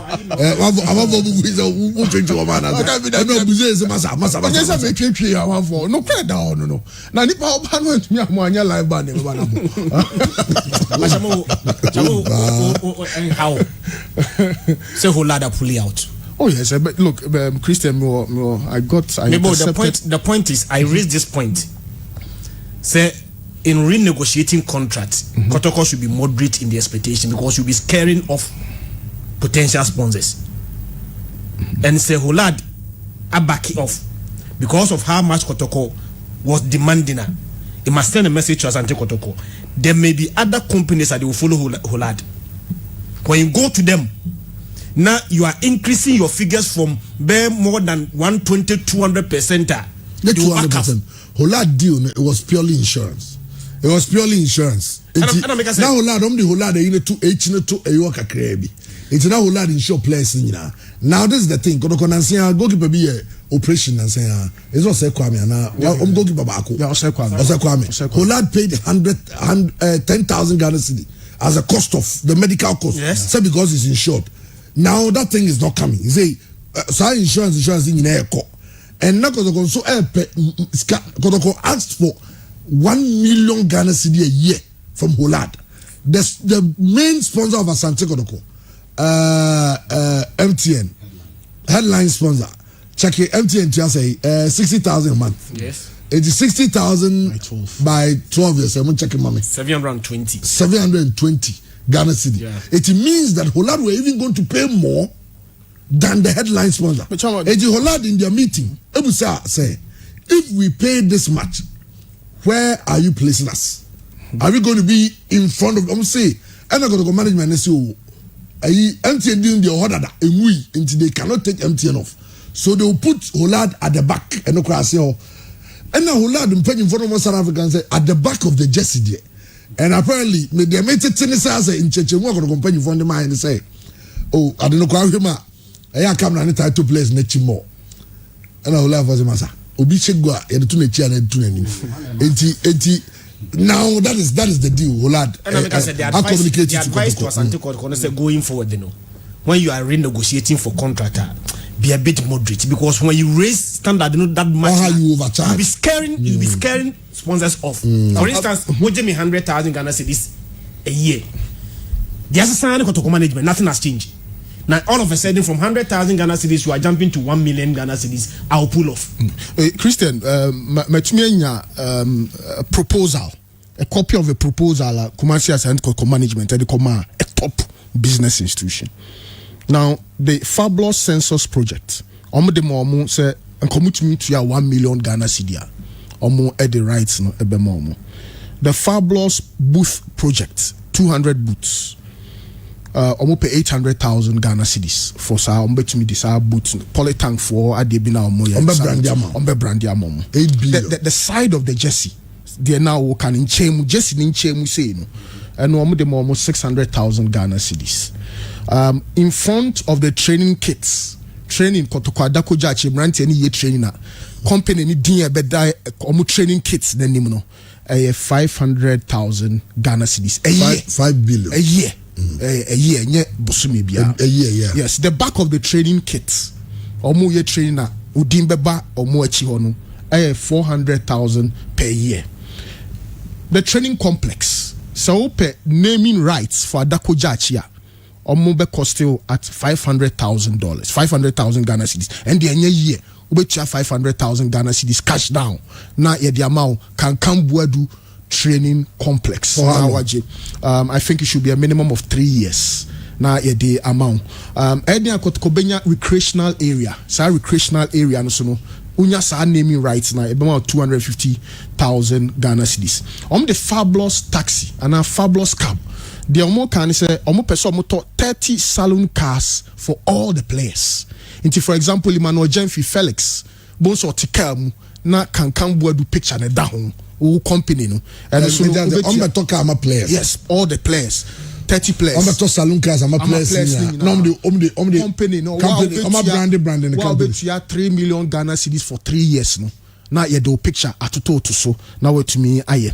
Now ushers and stewards ombe stadium ombe service or VIP hono so person mayo ne mrantie no ehwe watade na ekoda so pure FM na bo say obi serve nice lady and you know handsome guy be serve or VIP ho now din da so a no ye 200,000 Ghana cedis per year. So generally there are options. So pay way, so share now sika besu way, share now sika besu way. No so back. That's why I'm a bit surprised about Holad. I'm sure there wasn't generalized. They gave them certain options. But I mean, yes, I perfectly agree. Sir, maybe the standards are too high. But I also make the point, say, you feel this how you need to charge. If they are losing them, but I'm sure say maybe they have more uncrophobia or magia to me say prices way. For me no cry there me then yes cars on person Thomas players no 30 cars. Imagine say pure FM ball player bia car ho the nam ko player bia pure FM na ball. Now we have 3 million for 3 years, 1 million Ghana cedi per year. Obi, but then say, and if my company, say I'm say pure FM, and I don't go next level, I decided to branded taxis, taxis 100. We also spending 2.5 billion. This is a market. What you say? For instance, with vehicles, there is nothing special about it being a Kotoko player's vehicle or a taxi or a bus. Oh, chairman, because this is marketing. Okay. You want eyes. Yeah. Open eyeballs. Yeah. On it. Yeah. First of all, for a Kotoko player knowing that or cheap branded car, it is the likelihood that most of his movements he will not use the car is even high. So I know you bet me a share contract. You say, hey, who come here now? No problem. But the American say, and then companies called branded cars. I thought that or come here a bit skeptical because what the point I say. Into the same company who command that offer now. The obedient want to say, which one will be more cost effective? Say, rather than taxi drivers almost 1,000 na. Na min brandi obia car na min mo obia 1,000 Ghana. Another mo obia 500 Ghana. Say 500 Ghana, remember 500 Ghana for the year. They also say for a ibo don't go necessarily where issue castle. Smith 1,000 taxes. Some calculate here. A more cost effective compared to be a Kotokodina brand. Tell me, say in costing some of these things. Also, we are not the other way because there's somebody who might go for the cheaper option. Say, okay, we could go there the name Kotoko. Very good. But because it plays scarce. Okay, maybe some are visible. I want to get more eyebrows. Say, chairman obiye. In that day, you mean call for buses, for taxis, for trotros. No mean more because I know be cheaper. Internet na Christian can say, oh charge ya. Even those on our tongue wade. But they go out to be tongue. No abobo for the bakona kwa. No one knows Now they go on the mountain so kakama na anje. So for example, Adako Jachi, Adonko Kumasi Asante Kotoko Training Complex. There is a Kotoko maybe. So Adonko Training Complex. Chawan. The number of times I nipa be boss adi no nko and you cannot monetize. That is good. Sa kasi se Kumasi Asante Kotoko 30 players. Obia na Adonko ne boho. Utia 1 million Ghana cedi for a year. The number of rounds our boys no the car no be 10 billion in a single year. 30 players no. Until Obi make us say 30 players no rounds on Bay. Yeah. Majatu. Yeah. Who the fans so moving to Kumasi 30. Yeah. Or 30 cars. Yeah. So 30 players in the cars. Say the same Ebivan say Emfa Pure FM and Emfa Adonko. Adonko decided say, "Sa 1 million that is 10 billion every year. Sa 10 billion. Obete you 3 billion. Obeti you branding more than 1,000 cars. And it's a whole car in them. Area now whole car in them now. Obedi bohu na ye. There are 40 other cars. And also number Nina you be Adonko. But which one? Why not take him? Nipo take him no hu ya o. Obi in terms of branding a car for advertising purposes. It's not about who is sitting in the car. It's about what I see. Chairman Felix, the brand new Toyota Camry mu na Asamoah Gyan na ya brand. I mean the news coming that Asamoah Gyan the deal is off. Asamoah Gyan any kudo deal ni off. Also when your offers from UAE, Qatar, and other places. First thing, public reaction. Public reaction has been bad. Basically, yeah. First thing is in the public, how many people to me are picking up Kotoko players from long shot? So take them with the PFM so. Makani chemo from no who said who's the team? Yeah, I know first question. I those times. Me who Aziz and Saka me who Joe Hendricks car me who because me the ashamed the car way the minimum into Kotoko players cars no not Kotoko those times the Rage Park and now Kwako now a picture kakra play those times Aziz and so ghetto blaster bia obie training crown obiem na sound neighbor no look those guys are that's why Nanaya you see Nanaya wants to create superstars out of these boys. So your brand new Toyota i10 and i20 ma player bia instantly the player becomes a celebrity. See Obi it's all the command taxi for no Obi they all can me who the from the Kotoko angle, yes. Me from say if I have a company, now this I propose an abremi. It sounds good. The money involved for me, I'll look at how I can spend less of that money because every time it was high idea and this is how business is operating. So businessmen be a and a corporate person they know all propose another buy. Name my dream about the buy, and I'm saying, okay, we care about 30 cars, or care about 1 million Ghana. That's 10 billion. Fine. In the initial stages, only first 2 months, people will be so crazy about, hey, go car, you play a weekend, hey, now why do you know? If you have airlines, you don't go airlines. So therefore, you have number plate customized. Yeah. If you are Aziz, if you are Felix, if you are Kwamba, and Akeba, very good. It will be a how be a why do you Unim what one you're careful. Any person who's involved in advertising will tell you one you're careful. The main all the way Yakobo, it might not be the attraction. The attraction rather will be who is sitting in the car, not the old Adnabo. Invariably, they not Adnabo, but I don't get the benefit. Now, 30 cars, 30 cars. The place will be celebrities, no doubt. 30 cars. But what are you be? So 30 cars. For the same Felix nam Chronom. Bomso. Waynam ha. Agreed. Now, company also 1 million Ghana is 10 billion every year. Name how many companies make 10 billion as their profit. I mean, a year. It's a negotiation between Matuasi. Now, you know, company was a Saturday now, okay, a year, obedient 1 billion, 100,000 Ghana city. And rather, no, he's going for taxes. Tie. We decided to say, Chronom taxi rank on, Wago home, a cooperative.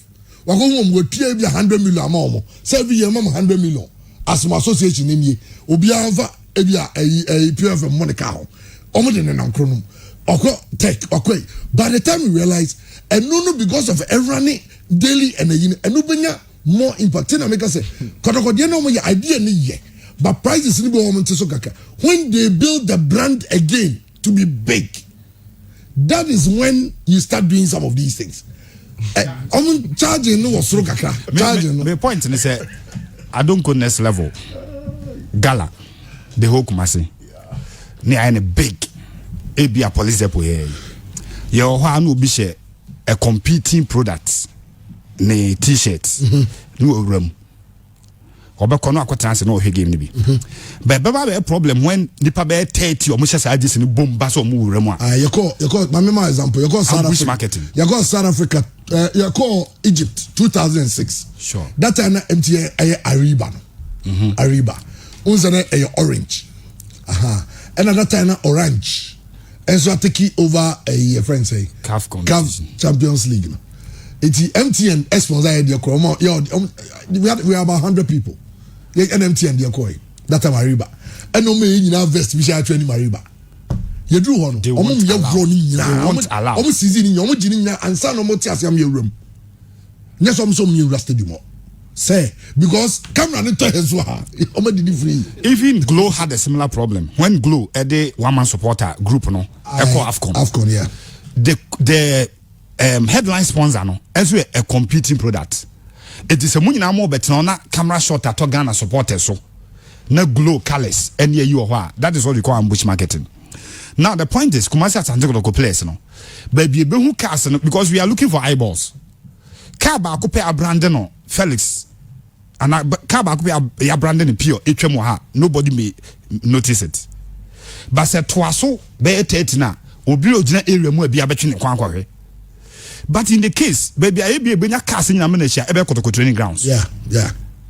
And how many eyeballs and benya kotoko training grounds we streaming it live. So ebi kotoko TV ana bibia mo bia hwe.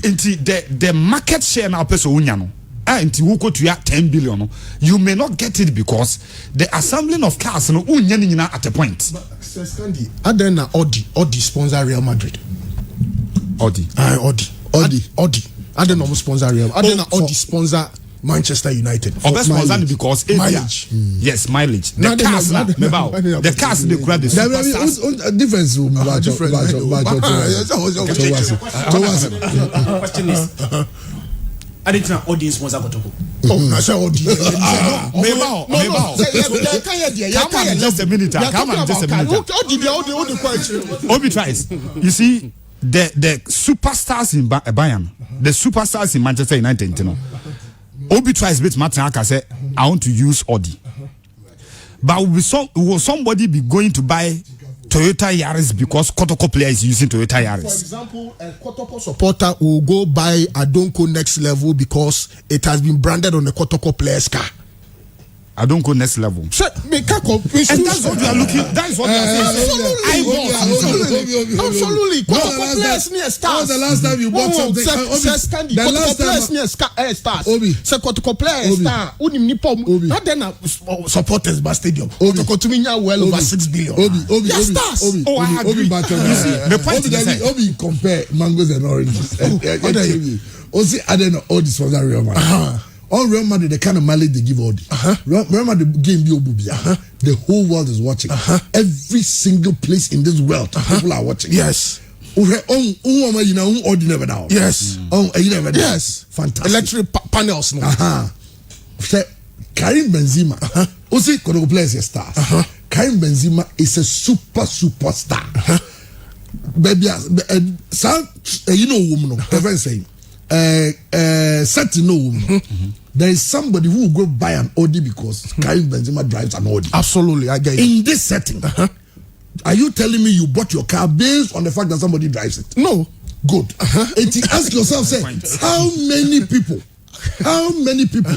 and the idea based on the fact that we you should be in Mekoto. Oh, no, the influence of celebrities on people is very minimal. Oh, na Shatabando, only influence. People will follow him. Very good. But he doesn't have influence. Shatabando. Man Tietian, or no Saman, or no crowd of fans. Na Kumasi as an player. Chairman,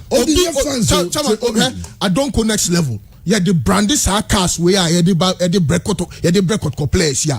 Obi be who car no is you. The combat dorsal crash or benum I don't connect. Next level premium energy drink you. Obi be the combat. But you are talking about the market share.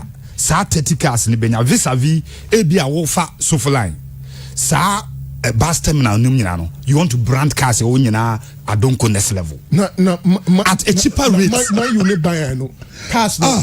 David Obi Thomas. Manchester Obi Antwi. I said David Thomas. Obi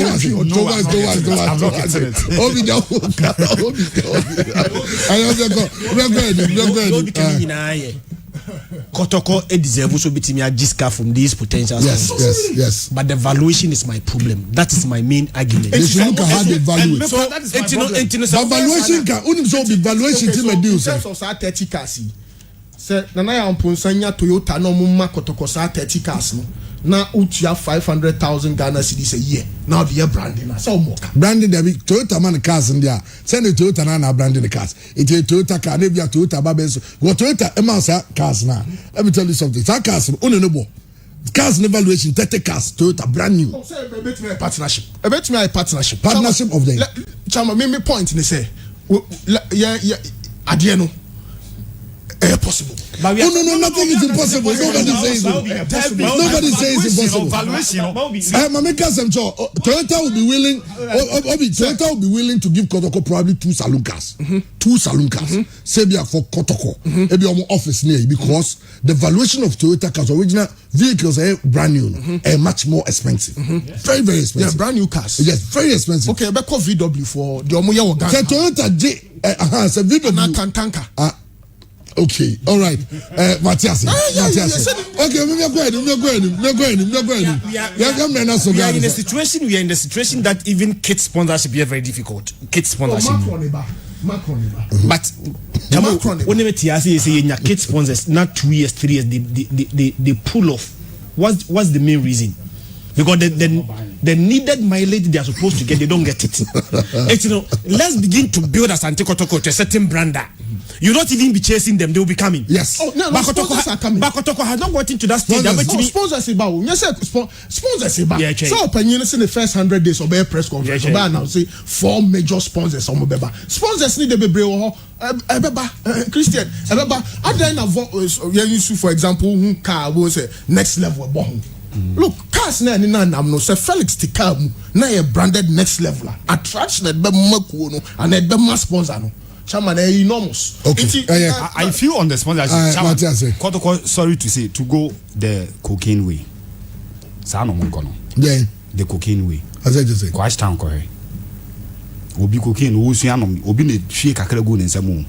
and what me ko fa ne shoe no akoton no de akoton ti kotoko konkura ni enko no low kakra brand ne be ya akono wia na brand na nyako brand ne be ya akono be e be ya big wia no ko brand na nyako brand obi ya akono okay now see enche chom ti na mi enche kotoko brand no se be bi gina sisi a kotoko brand no enye akono te se sadi enkan no on set mre bi atwam asante kotoko no na omo be bobola that time kwa na radio station year 1 no that time because of na circles yes strong na kotoko company for bi enim how na newspaper that time pioneer ni one man no use na kotoko bobola awan for team be da obi team be da kumase e ma de chi no kotoko say kotoko ebo match on the way I say radio so kura na omo pache wa ne ho now brand ni nye as attractive as ebia kanenet no kan na kotoko ho na Guinness na yi mo atimi ba say be say mo jerseys say mo ho ni ska kakra ene sad nyina afio they say in this era of globalization and marketing obi odi ne ho ba bata obi a ope bibia obetimi quantify bibia obetimi quantify and one of the reasons why Holland pulled out because almost research no omo research akano gripo the number of people omanya based on the affiliation with Asante partnership with Kotoko. I don't want us to go specifically me information. I mean say over comment on no because they have done their research as a company and it is their decision. What I said to you, they've taken their decision based on that. Now maybe I read Star Life and how to focus. Star Life did the same thing. Star Life said that how much what house will give to them. So what they will do is that let's do a partnership. Then if somebody comes buy this product, I do need to so now you take a percentage, I take a percentage. Sure. It's as simple as that. And that is the whole agreement. Star Life are not paying any money to how to focus. Partnership. A partnership. If you encourage your people to come, we share. They said they took that to how to focus. Now Santiago to go team no. And sponsorship attraction, say even MTN to have extended their contract. Some dealings had to come from Asia. Sure. And that's MTN wanted to pull out. That is the level of Kotoko Drew. Say, and it will do because it's open for Nanutum as no money sponsor. But like I say, all they could go do level be okay, maybe Black Stars, maybe a Drew. Black Star be a big safi, Omana sponsor Sene Bassa. Sure. But Neon say a fronti, second go do some pepper, Subina Africa Biano. Kotoko training complexes Kotoko be attractive but being so huge. Then when you are charging somebody, you charge based on your standard. Said you use sono. And the radio stations are okumasi. Me no me say you charge pay. No correct. Then you be charging kesi chebi. Because some are bigger than others. Absolutely. But there's no even in the same radio station Krona, say be say Pure FM, and that radio station B. Some programs are more expensive than others. Yes. Because some programs are bigger than others. And then the other say Kotoko inya botre. Now management to imagine say we are going to build the your first 1 year we are going to build the brand. Yeah, but your brand no more brand no what a huti we are then have a full onslaught to the corporate world. But say the Americans say the only thing that has changed with Asante Kotoko today, and they said there's a new board and there's a new management. So there's a new feel. There's a new leadership. There's a new feel. New leadership doesn't change the brand. Yes. I agree with new feel. New feel, no, it hasn't. The brand hasn't changed. But Chama, how brand? Yes, but in terms of the Ghana standards. Still, the Kotoko brand is so relevant. Oh, of course. Yes. So for example, Kotoko Bo Africa, more than 600,000 Ghana cedis in a single game. In a single game, sure. 90-minute football.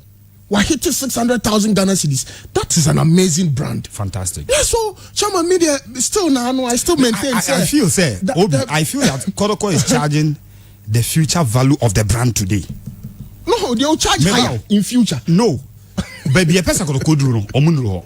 Me, baby, I'm passing Kotoko. Nanaya and the board, so in the management, I started very well. But this is not where I want to see them. But I feel that figures not made it, Hey, figures that in the future, Obe Pesa Kotoko be Jeffrey sponsors. If you are taking 10 billion from Holland, Obe the sleeve, and that's why headlines, So that no sleeve or that no have baby and I didn't I think say what Kotoko should be taken in the future. Not say I was starting to say after I will build the brand no. Tina na me sorry to say that tag say the cocaine way. Chairman so all the adeno will be no hwehwe kakra ne front system ni wi. Na adeno take ne chena. Say so ko bu obi dan ni no ko yiska ho de abeto ade na obeto. Because that time and then the system nafa Kotoko no bedru ba bia Holland cannot afford to disassociate himself from Kotoko.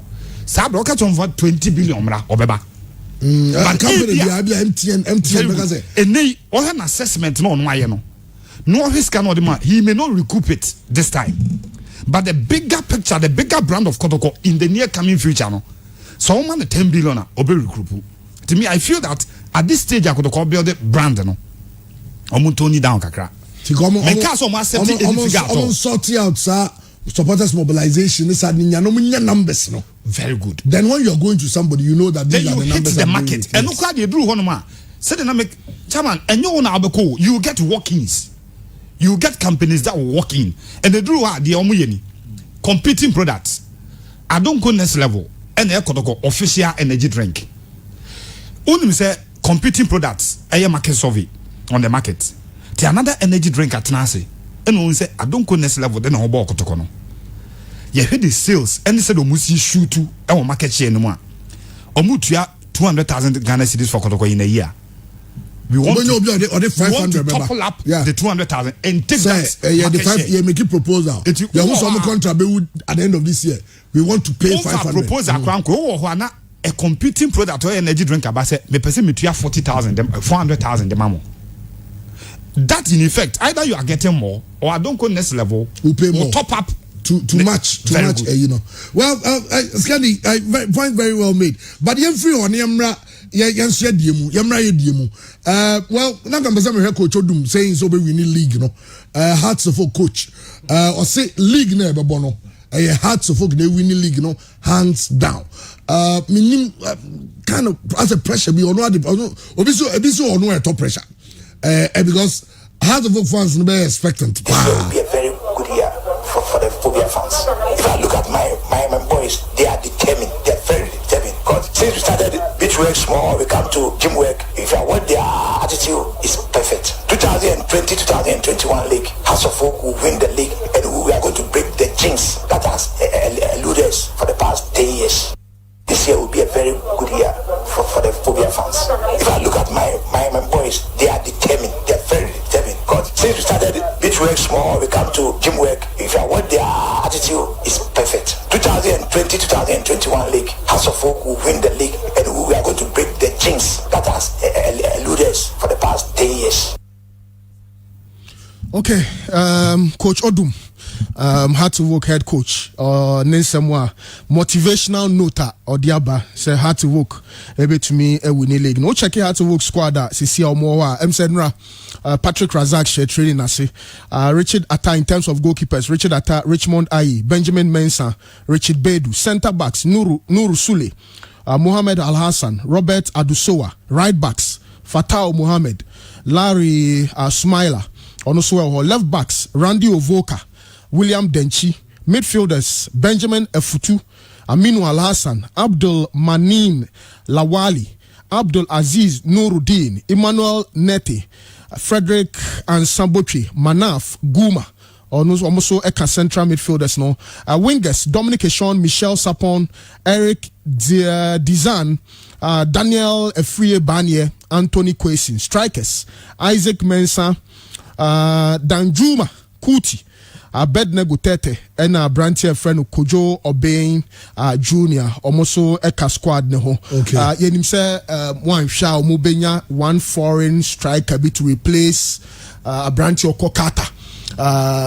Most likely say foreign player bibeba and beyond that so no yeah share any say Patrick Razak, so ebe to me abeka team ne ho. That will be the league winning. Absolutely. I think said generally for top pressure. No. I said Manchester United coach to me say on winning league. A natural expectation for her to work. Kumasi Asante Kotoko had to work every season. You have to win. Into count. That's the natural expectation. Yes. Okay. So fortunately for him, he's also not lost a lot of players. I say contract extensions, new so discussions. No, because I hear say had to work to get another centre back. Now more this striker. I'm not too sure. But I'm not too sure. Country FIBA or the Suba Beckham. Inti say what team chemistry, teamwork. No, over the last 2 years. No, the last year. No, or twice. So, checking the difference between Kotoko had to work. Any team be say Ash Golder. Kotoko and Ash Gold. Lose a lot of players. Basically, Maxwell Kunedu is doing is rebuilding. Basically, Ash Gold so rebuilding of a certain sort. Hard to work have been consistent. Apart from Kojia or Kokata, I'm not too sure. Say hard to work lose a lot of players, and yet hard to work stars are last before COVID-19. Players are no more. Nete, Michel Sapong, Abednego Tete is a marvelous addition. Patrick Razak, Bebo flank, so it'll be solid. Nuruddin Sule alongside Robert Ado, fine partnership. Ovo Kane, Denchi competition is strong. Smile Larry last season, latter parts of the season, Larry Bemu so strong. Aminu Mohammed, Aminu Al Hassan was central midfield.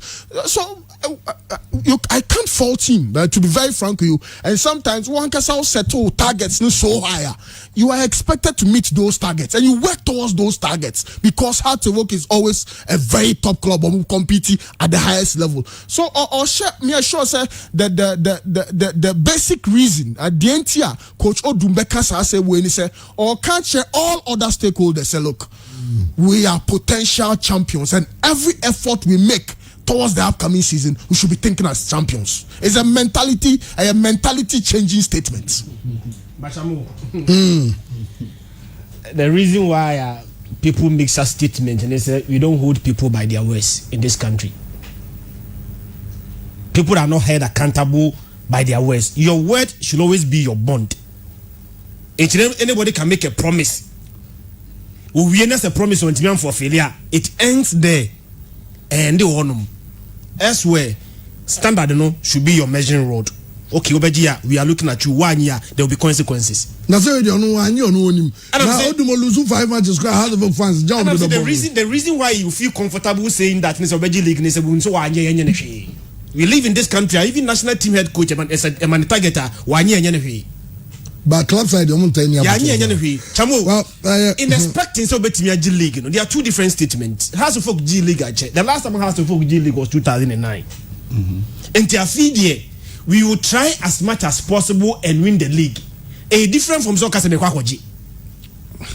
By telling your supporters for close to 10, 11 years, you're new league da. So this season, we are going to do our very best and try to break that jinx. Dan say Ubeka Chom say Kene Kam Mekwakwaji. What's the target? Why emphatic? Yes. Why can't you be emphatic? And when you're emphatic, you'll be judged by that statement. We want to be number one. Sure say House of Folk. Odumaka Sobaji League. So lose 3 matches go to us on second. And on one has certain own standard. So let's go by the one standard. And when you fall by the standard, that the source. There's no way as House of Folk be jam or because as a candidate we name is to become Aston Vassam no and yes, Chamo House of Folk any Odumasem no. Me one person me nye happy with me comment no. Adintra. Mamenche odintia.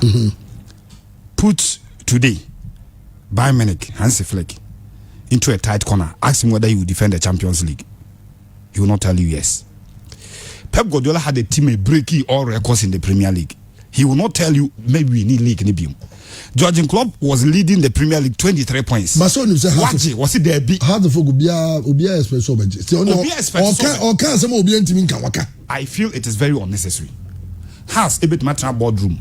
As she said, some person winning this year league. As a coach, don't forget that Kim Grant started all about training games and Nkoyi. Who was in an interview? I say I didn't come to play training games. Me train league. The first game in the league. About 2 games and Nkoyi straight away he was sacked. So what's the league? But Yenya coach Bashir here for the Obaba and Tebeka say, I will win the league easily. And he won the league easily. I am not saying say it was unnecessary. And one, so much pressure be brought on as a coach. Two, and the pressure be two teams so. We know House of Folk has lost 2 of their key players up front. To win a league, you need players to be banging in goals. Or more than sure players for you. These are players you are going to test in the coming season. Because new players are stepping in. Has a fantastic team. Is it possible somebody may win the league now? Chama, yes. Is it possible? Yes. Has Richard Atta, Ben Mensah, Richmond as goalkeepers. At the right back, or more Fatau, or more Larry. 2 solid right backs. Left back, Denchia and Kem Grant. More one of the most fantastic. Almost to the deep, I think Marcelo or something like that. And no one Rodeo Voka or a national team player. In the center of defense, Nuru Ewoho, Muhammad Alasan Oho, Ejare Ewoho, and Robert Adusowa and so on. 5 defenders. In midfield, so Aminu Alasa, not a Futuechia. Now Ansabuchi, any Neti, Emmanuel Neti, or Mobo, Michel Sapon, Omar Manafo, Abdullah Mamani Lawali, Ahonoso Amanso, even Kuti. Up front, that is where House of Folk will be trying. The 3 key players, and I said the 3 setup no more anymore in a 3-year ban. Eso and Kofi Koji. 2 of these players have left. It will be 2 new players. Be so the same setup. Yes, I bet now go about league na me who say at the time no Ghana league no that potency not up front. But you still have to try because a new environment for him. And to keep your calm at the dressing room, motivate your boys to win the league for you.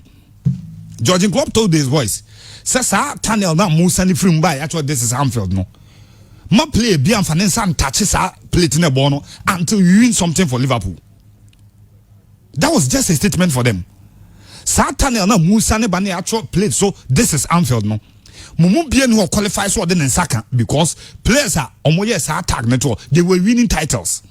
Until Liverpool be winning titles, don't touch that plate. It is enough to motivate the boys to win a title. They've won the Champions League and they are now current champions of England in the Premier League. It may assure say, coach Ejuma no hunde. Ejuma no hunde. And they said you can Ejuma who say players in a year training grounds on and I'm not, but I feel it is very unnecessary. Players no more has to focus. They are capable of winning the league. Very capable of winning the Premier League. But I think so at top pressure. Okay. Now that he has set standard. But yamra the issue of Enra ya call kunadu yadon pack. Na your videos are Enra yet say police for alcohol the anya be good park and so Ashton where ya last week you can want some Mra Buedi or other places so baby common some and revisit kunadu yadon park and send some no. Na Enra the anya kugu ma mrantie no obi and Scandinavian Christian you know some more live on Facebook more you know what screen so obo see there to where ya anya ka na bana ede ya be gom de anya the anya be go or say na etiena anya no and the 3 or 4 trips from Dubai na mrantie no enye happy kra no omenye happy and sama omodi 2 dwa no Emra yensenjo for Darling Poko na report free or ebai ni. Yeah, that's special chance and 121 year woman. Tiana de yawo eni abobo self ni kwado mu sa. En kwase awo ma ya on so bobo. Packet is on level committee is level and on so level. Everyone ba on be chipo na free aba ni mu. Abobo be on popanet on be best free akwa park na so de level dia. Yen tiase. Now actually contract say so no. On be no de no source. And say yen tiase on fan source. On me level me dia. e be penye level de no munyae ko se dom da anwa no be fo aba begu so ana se ontim no mu ye gidigidi bia die so se de mai panifo no mu ye do mo ba na mo ye omo ba ko de tuo ni ade aba park no ye timi ye gidigidi tie de me panifo a omo re wo dwuna omo ye de omo kan ho asem ala se pa anwa no begu so e be fere park na se ma be se so ma de akọ protest ye so metima statistics ye ntia se mo munye ta park na na ma we okay enti chese mabru ne de mo ntia se ma omo nya park no ema mo ma wo panyi ba ko ampa cho be bodin na wa kire me pa cho force na wo ye den me ba cho ye fe me wi afu berema asha ya na meti ha ya na ye wo me ana me ye bibia na enokwase ne emreka kra twam ni mo be ye interview e ma ye kan se park na de ye ka se ya mo munya na ye se ye kra no ye hankla ne mo park no mo nye na stores no no mo hwe se o mo nye store se de ntia mechanics ani se mo ye park de a na wo se mo ye na etimi nya change over o mo etimi bobo wi o mo etimi awro mo ho na nya standard ni pass betimi atena so but ye kan na faka na still no o mo se o mo ba be no mo sisi stores no enti be de kakra mechanics se menshia south for obia emfa ne kokromoti advice no because ya kana so mu ntie dia yeso dey kokromoti be advice ya de meka no pa cho me so me record e mo re amba cho din de se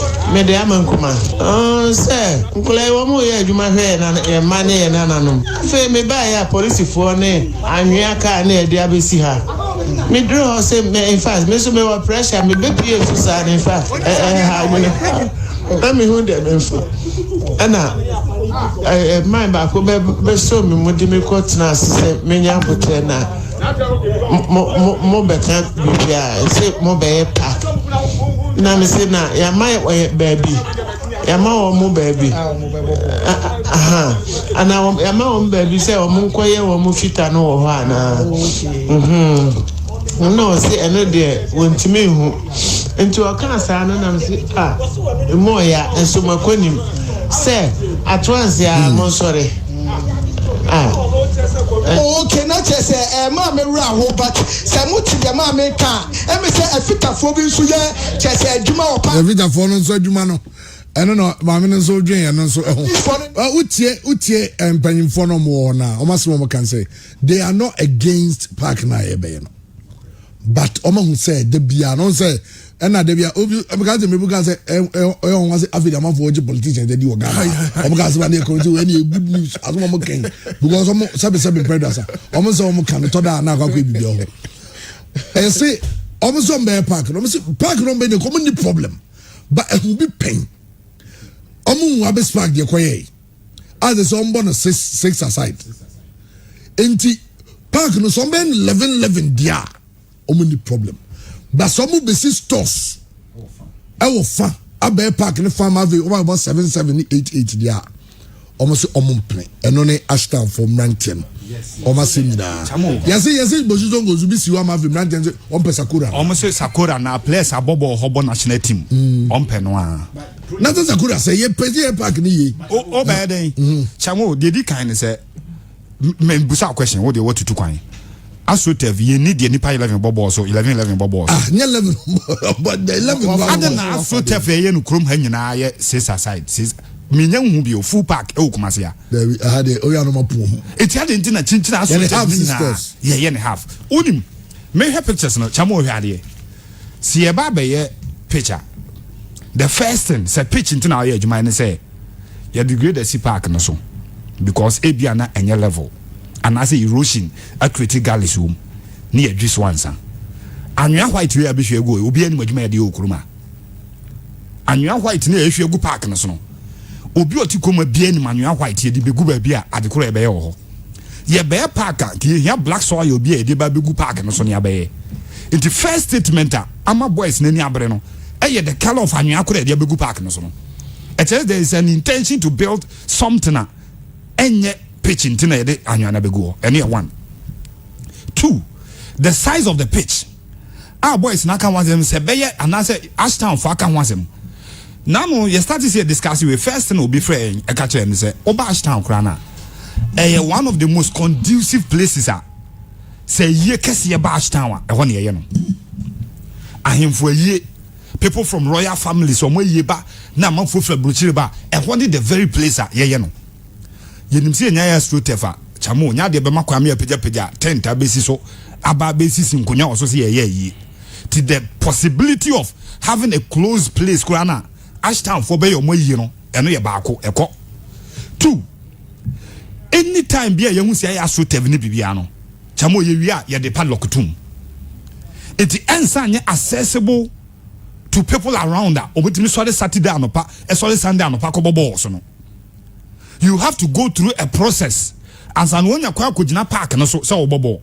ti apart from say ye pitch na mom no ye ne age from musam eno number 1 2 ye close no sack that ebi kwa niema pa utimi de pitch ne ye eyi no untimi nye bi mu enu ti no mu niabre na ba ni say ya na pressure no tie follow on the assembly members no more around no people read political meanings into it and then I'm so moko assembly meetings into no you be find say you are informed about it and maybe you vote for but me come media say even the assembly member for the area against it because now you say at assembly level no money hon komonwe and they started say ye be project we ye be hwehwe anwa ye de neti about ne ba be project no the Ashtown boys is so much aggrieved and on my word because they feel say the place which is accessible to them today pitching we are the accessibility will become a problem because club we adam dem ko ye no boys ni nya kwan emmo no yatum padlock them open so yeah this all process beam as an nya kwan and you go to pay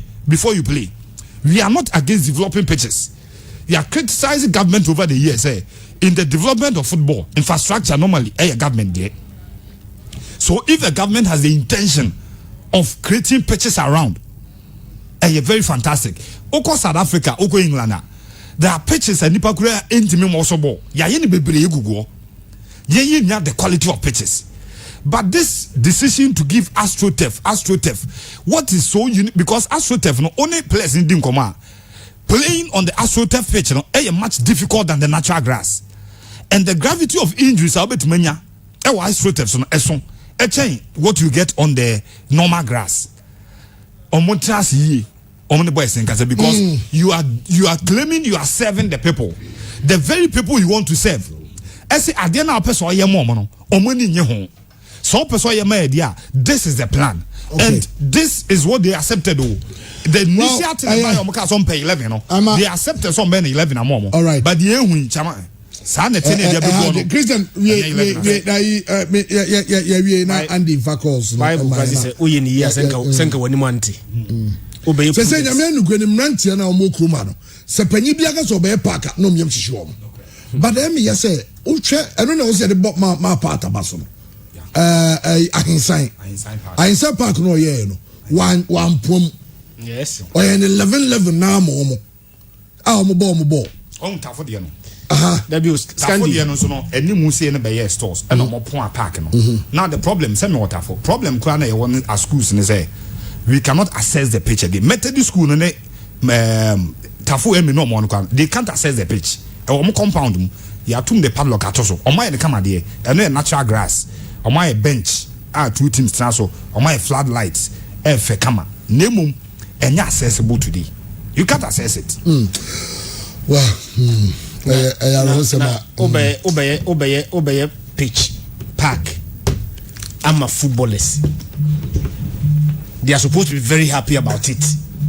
In fact, they need to even applaud you. But so obey adiwi. Na I was with the police dear chira. They must tell you the intention of the people. And under circumstances, chamu. And kadia obabe in case come on for no tushi ababu abaso and appreciate you. Ebu abaso si afa osia konkon. Ba obaya sa de we no police for the do what na ba ye. They say what you are coming to do is not even popular with the people na ba ya na dia mom. Okay, therefore your best story so your ever calls and the calls na my but AK deliveries they tell say pickups here drop offs corporate errands so they say obi on they say send a system they say no ebi a maximum person me send ya de bro maybe I'm into me ma offer a delivery for now no ma budget no ma could deliver ma at a very minimal very small cost it me show yeah food and parcel deliveries and so yo Kumasi ya Kumasi ni important baby ya number also offer so uhiya 0244 606 500 0244 606 500 na oni edijuma Andy Gasias, yeah, for calls no 0240929256 0240929283. Okay, nti yenkwa homo no so na yempeke calls eno eba no pe. Hello, good afternoon. Hello, good afternoon, Andy. Yes, I be back on when you na kasa free. Mediane sabuto ngodo ya mpi kufu. Be back on ntio, wajinchire. E chetim ni na mo na ejuma pa mo ye. Me de ka ne se azande ko to team no munya wotre na sponsorship bi ba munya wotre na muni. Nti mu ye na se kakrim no beja no mai de. O magi. Ana fe so ye ta John Boy e defender Ghana Blaster e defender. So far entering can so bu na ma ko se defender sin na ba du gwachiro no to papa so Andy enti enwe se he local league so a defenders am my day okay, I think points well made that. Say hello, good afternoon. Hello, good afternoon. Yes, I'm about to din baby akasa free. Your friend of me kasa free. Me ba 20. Sana na pu ofa aka dada e se park no omo baba be omo ye wi enye kire mi ko na be the office no if you from Alaba to almost from roundabout and here is obi be ago and here obi bobo any person dey hang that guy na fa ko tia so bobo so therefore you killing the sport. Are you serving the people or the people are serving you? Hey, is there service na wa here o. Okay, also I make you a point very well. Hello, good afternoon. Hello, good afternoon. Yes, I'm about to when you na kasa free. Jima ni nkasha santo kwa. Jima yentio. Da mashimbo mabo juma pa ba ene chairman Kankam Boadu agufu big time. Ya brandi otoko play ja se van ko ta attention. Oh, I don't know ya de ba ya de mabo juma de pa me da se. Okay, yenso yera se pa. Hello, good afternoon. Fantastic. And the kid. Yes, sir. Yeah, this is fantastic. Yaro Pogba. Into. Okay. Akwaba. Maybe I am you for I say a team no. I'm out for a team in here. Woman have to live with you. I had a point the show. Okay, that's it. Hello, good afternoon. Andy Casillas. Patu. Ibialo Godie. Nyamiadum. Nyamiase. Andy, Mr. Michael and Command Mr. Samoa. Omu US. So Fubaga of Vienna, Austria, and all some sort of trading. Coming out for Lopa. And US. And Rosen. And the Mundi me. Tell me, I want to say a political should be made to my trade. Media football. But at times, I'm a man kind of crazy. Andy, you were Ashtown, you could carry a Ashtown. You pay Ashtown Koso. You pay Nima Bema Hanum, Nima Kui. And the higher me, you may name a 2 Ashtown, which are Shama the Americans, Marquazo. But you register Ashtown because of that. There is Ashtown, Yama Koso. But Andy, so share free a bit back, Alaba for Alaba and on the never bought a bit back, and the Abbas back, when the big market a bit back, and you know because the last time MPP rally, they had one back. And the party create it's no money for 80 people. It's no money for 60. But Naka and the crowd with the crowd of Yank and may you did the ball to me. Nakaba parties now play will go. But I just said you could change the city. And you will beg anyone about what is a colonial party. So it is a colonial party here, but now and here they say, oh, almost obey the state, obey the state, obey I come out to you, yellow, and then you drink because of say a conforming selfish interest, because of say Obi stove you Obinya. It's in your stern on it, but they must stop back home. I bet back at the thing of the same thing, a colonial party is at the thing of and I said, Mr. Labi, sitting in honor Yajuma. It's a job, they say, why are not say, you beside any effort, but the any own your own pray.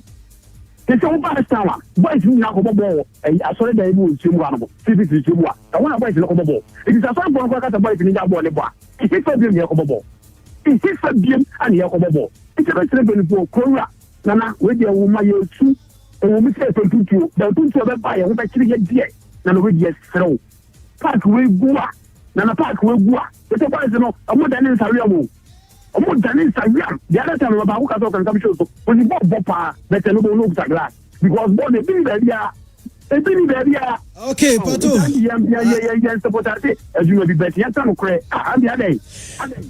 Mate, Mirase Pato.